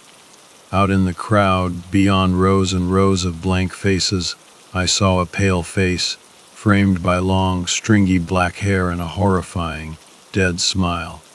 I saw two vacuous, black eyes staring right at me. "Sarah, do you see her?" I whispered, my voice tight with fear. "See who?" she asked, her voice barely audible. I slowly raised my arm and pointed, my hand trembling. It was her, the woman, or whatever she was, who'd been on the roof of the RV, the one who'd stared down at me through the skylight with those horrible, empty eyes. "Oh my God!" Sarah gasped, her hand flying to her mouth. I could see now that the pale-faced woman was tall, a few inches taller than the mannequins around her.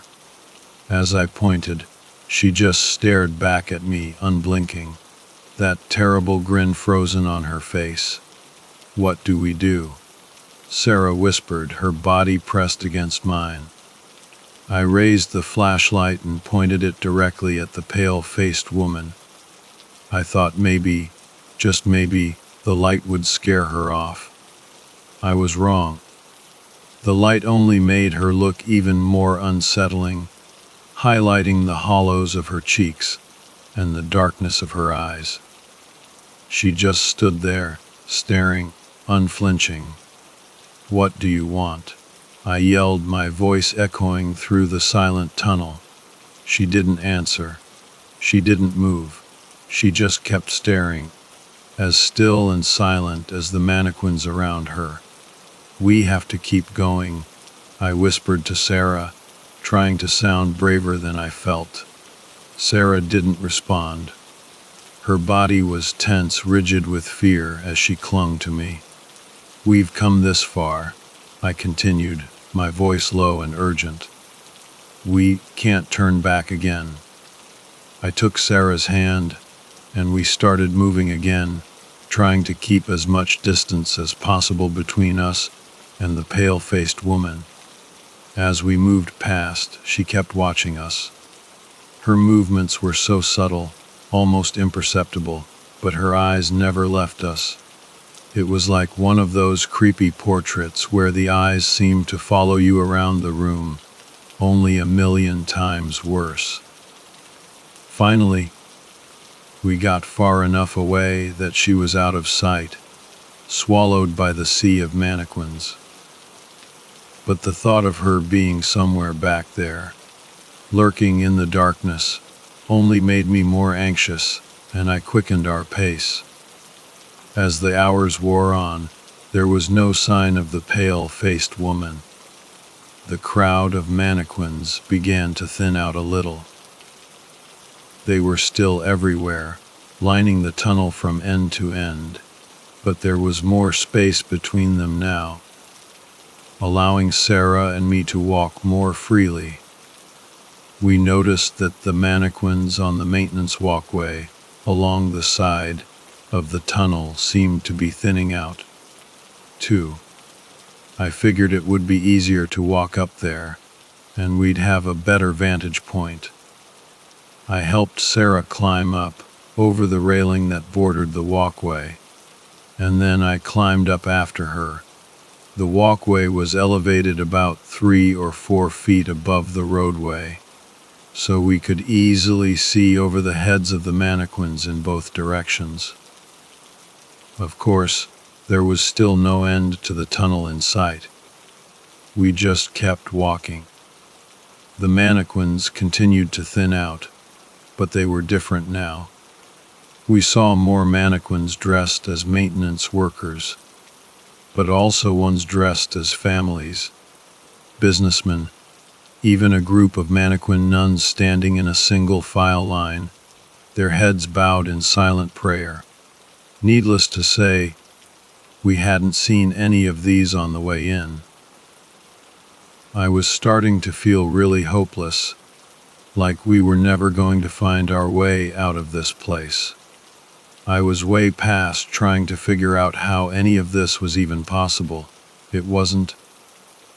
It was like we'd driven into some kind of alternate dimension, a nightmare world where the laws of physics didn't apply. And even if it were possible, there was no good reason for anyone to do this, to trap us here. The only explanation was something supernatural, something beyond human understanding. Then I saw her, or rather I saw TM. Arranged in the middle of the tunnel was a circle of mannequins.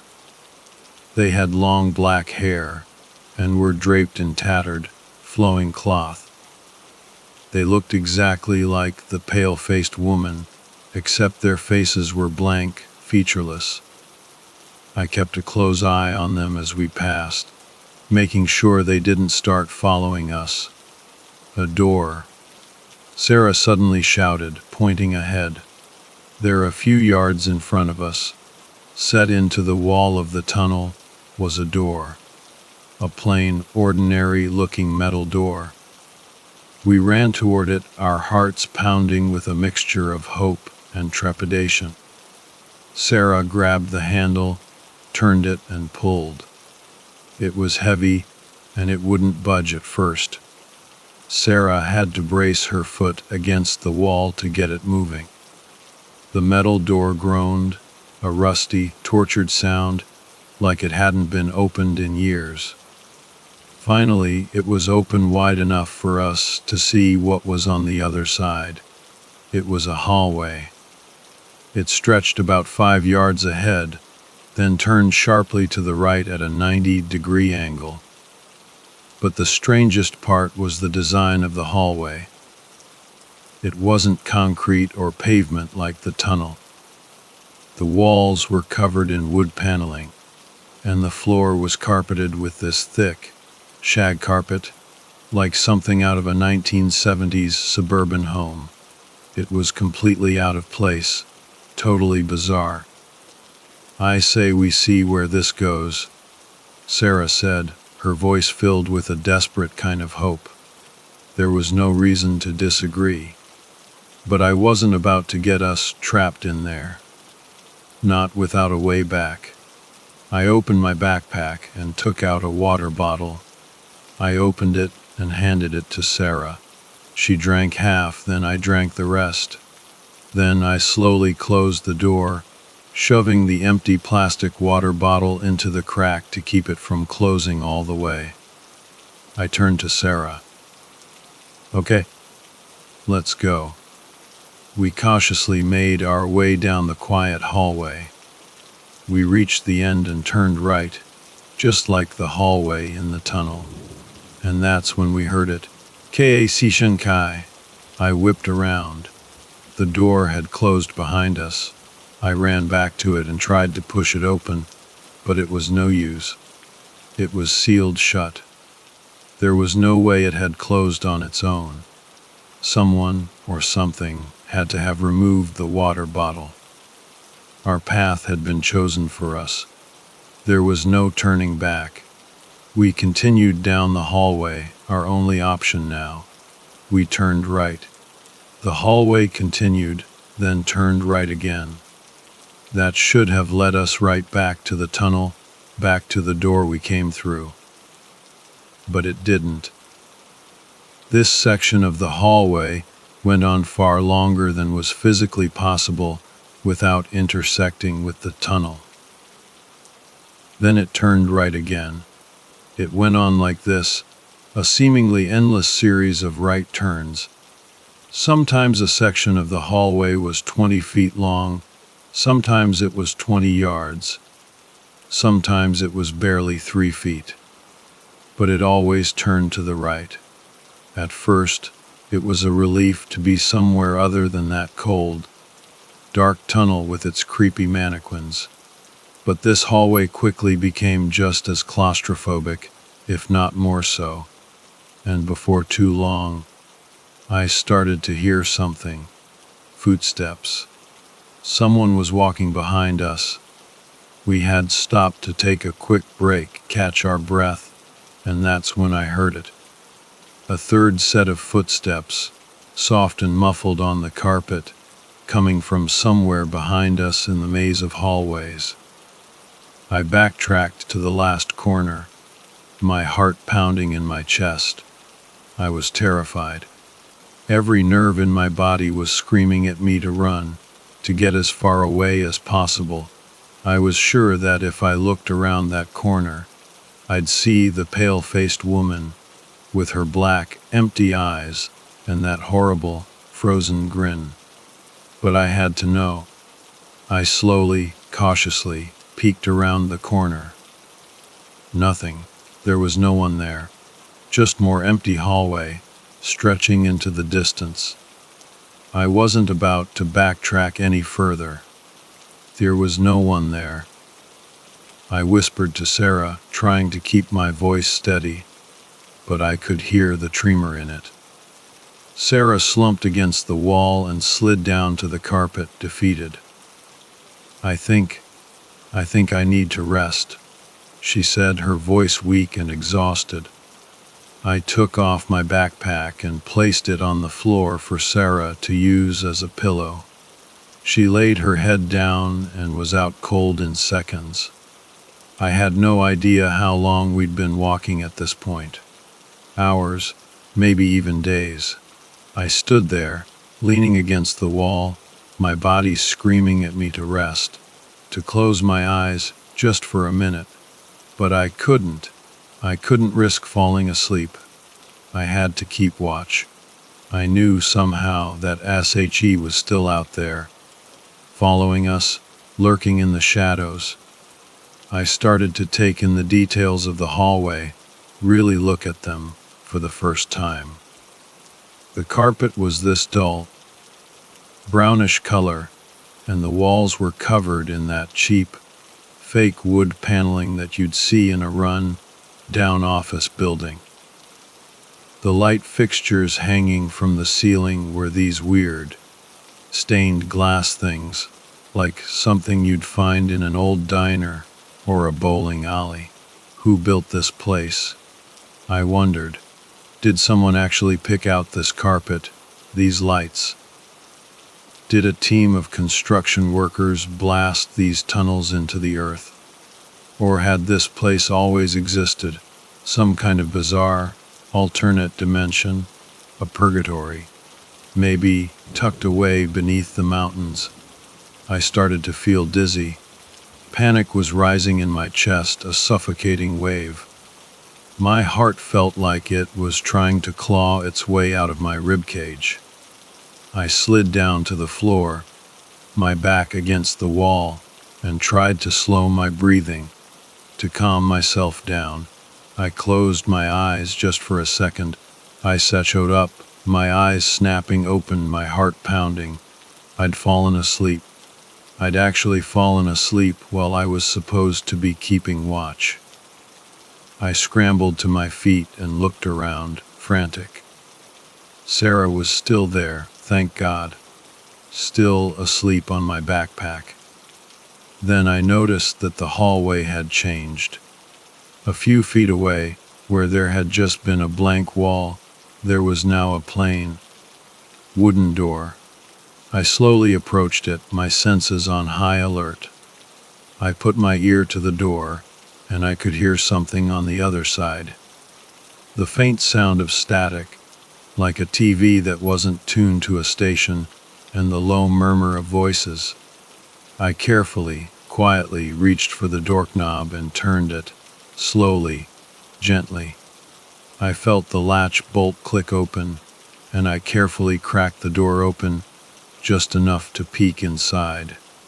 It was dark in there, so it took a second for my eyes to adjust, for my brain to register what I was seeing.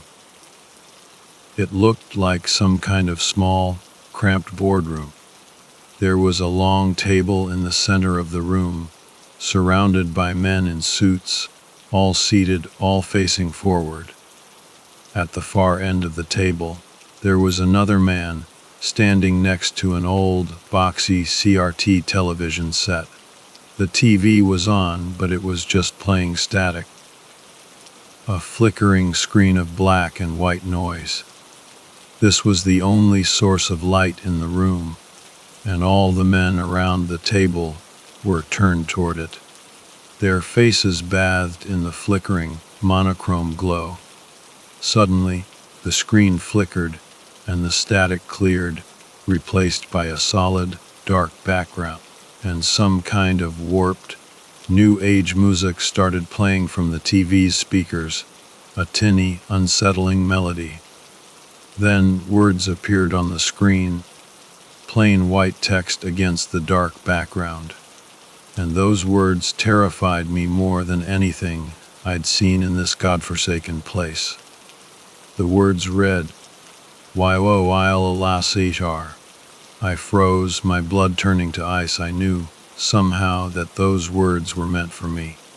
I watched in horror as the men seated around the table slowly, mechanically, turned their heads toward me, in unison.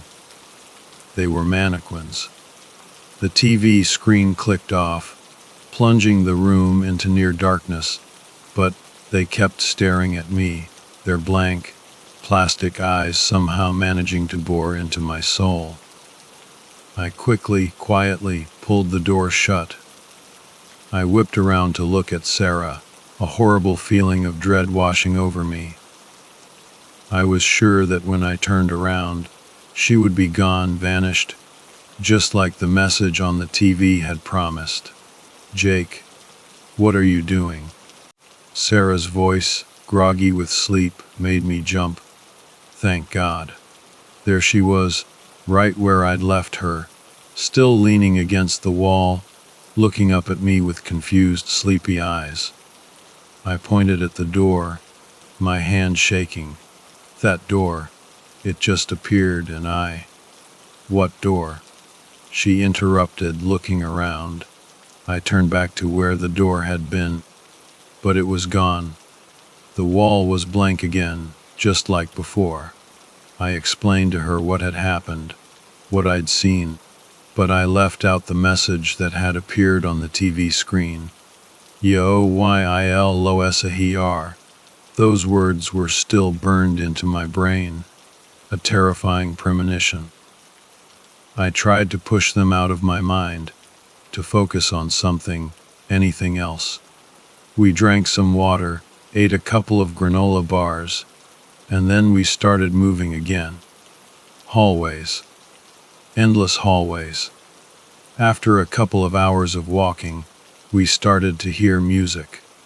There were small speakers mounted in the corners of the ceiling, playing that same eerie new age music that had been on the TV in the boardroom.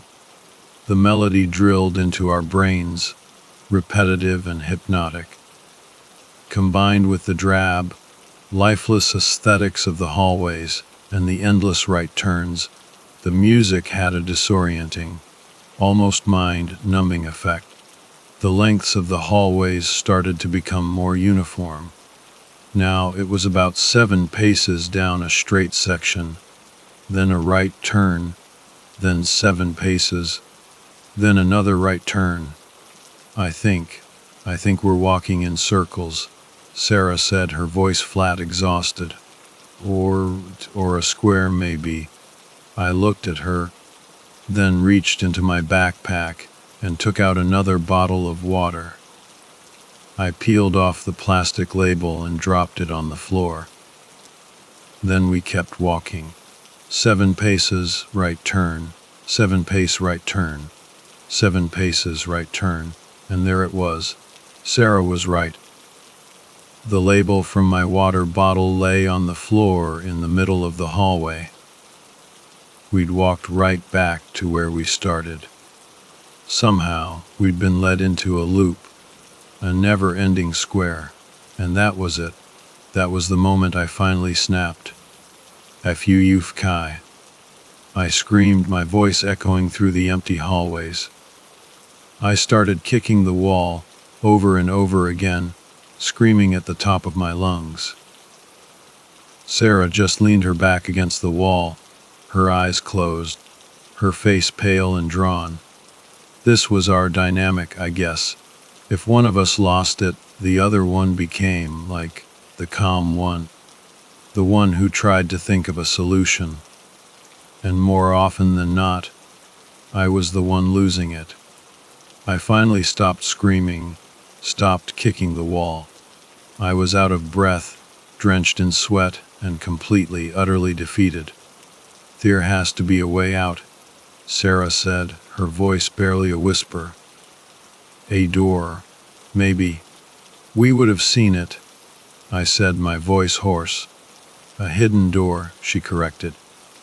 She turned and started running her hands along the cracks in the wood paneling, feeling for anything that might be a hidden seam or a latch. It would most likely be on the outer wall, she said, her fingers tracing the lines of the paneling. She started tapping on the wall, lightly at first, then harder, listening for any change in the sound.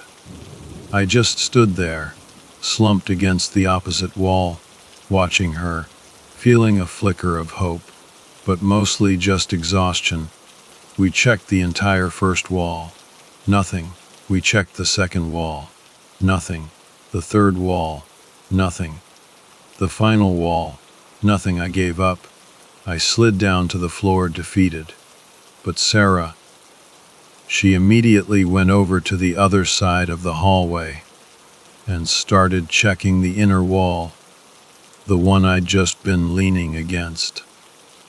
What are you doing? I asked, confused. I thought you said it would be on the outer wall. And then we heard it.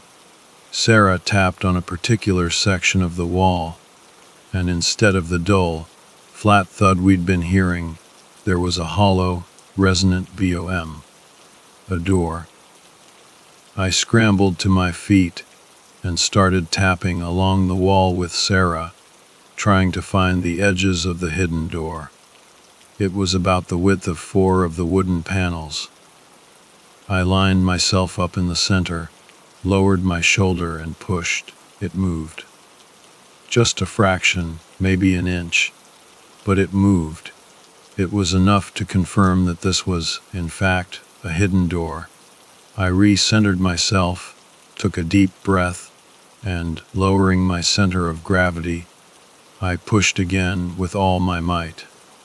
The door creaked inward, maybe 3 inches this time. Then Sarah joined in, and together we slowly, painstakingly, pushed the door open inch by agonizing inch. 5 inches, then 10, then 15, then 20. Finally, there was enough space for us to squeeze through. Sarah slipped through first, disappearing into the darkness on the other side. I had a moment of sheer panic as she vanished into the blackness, and those horrible words flashed through my mind again. YYUULOCHER. I practically dove through the opening after her, falling through the threshold and hitting the hard, concrete floor. I looked up, and there was Sarah, thank God. I scrambled to my feet, my heart still pounding. I promised myself right then and there that I would never let her out of my sight again. The exit, Sarah said, her voice distant, almost dreamlike. She looked and sounded like she was 1,000 miles away, lost in some kind of trance. I followed her gaze, and what I saw almost brought me to my knees. We were back in the tunnel, but there was light. About a mile down, I could see the mouth of the tunnel, and daylight. Beautiful, glorious daylight pouring in. I grabbed Sarah and pulled her into a tight embrace, burying my face in her hair. I kissed her, a long, desperate kiss. Thank God. She sobbed, her body shaking with relief. We started moving, almost stumbling at first, then picking up speed. We broke into a run, a desperate sprint down the maintenance walkway, toward that beautiful, beckoning light. As we got closer, something else came into view. Parked in the middle of the road, just a few hundred yards from the tunnel's mouth, was a large vehicle. It couldn't be. It was. Our RV. It was just sitting there, waiting for us, like some kind of bizarre, twisted nah. We ran all the way to it, our lungs burning, our legs screaming in protest. We reached the passenger side door, and I yanked it open. We climbed inside. There were no mannequins in the seats, no sign of our doppelgangers. I practically fell into the driver's seat, and Sarah, bless her heart, handed me the keys.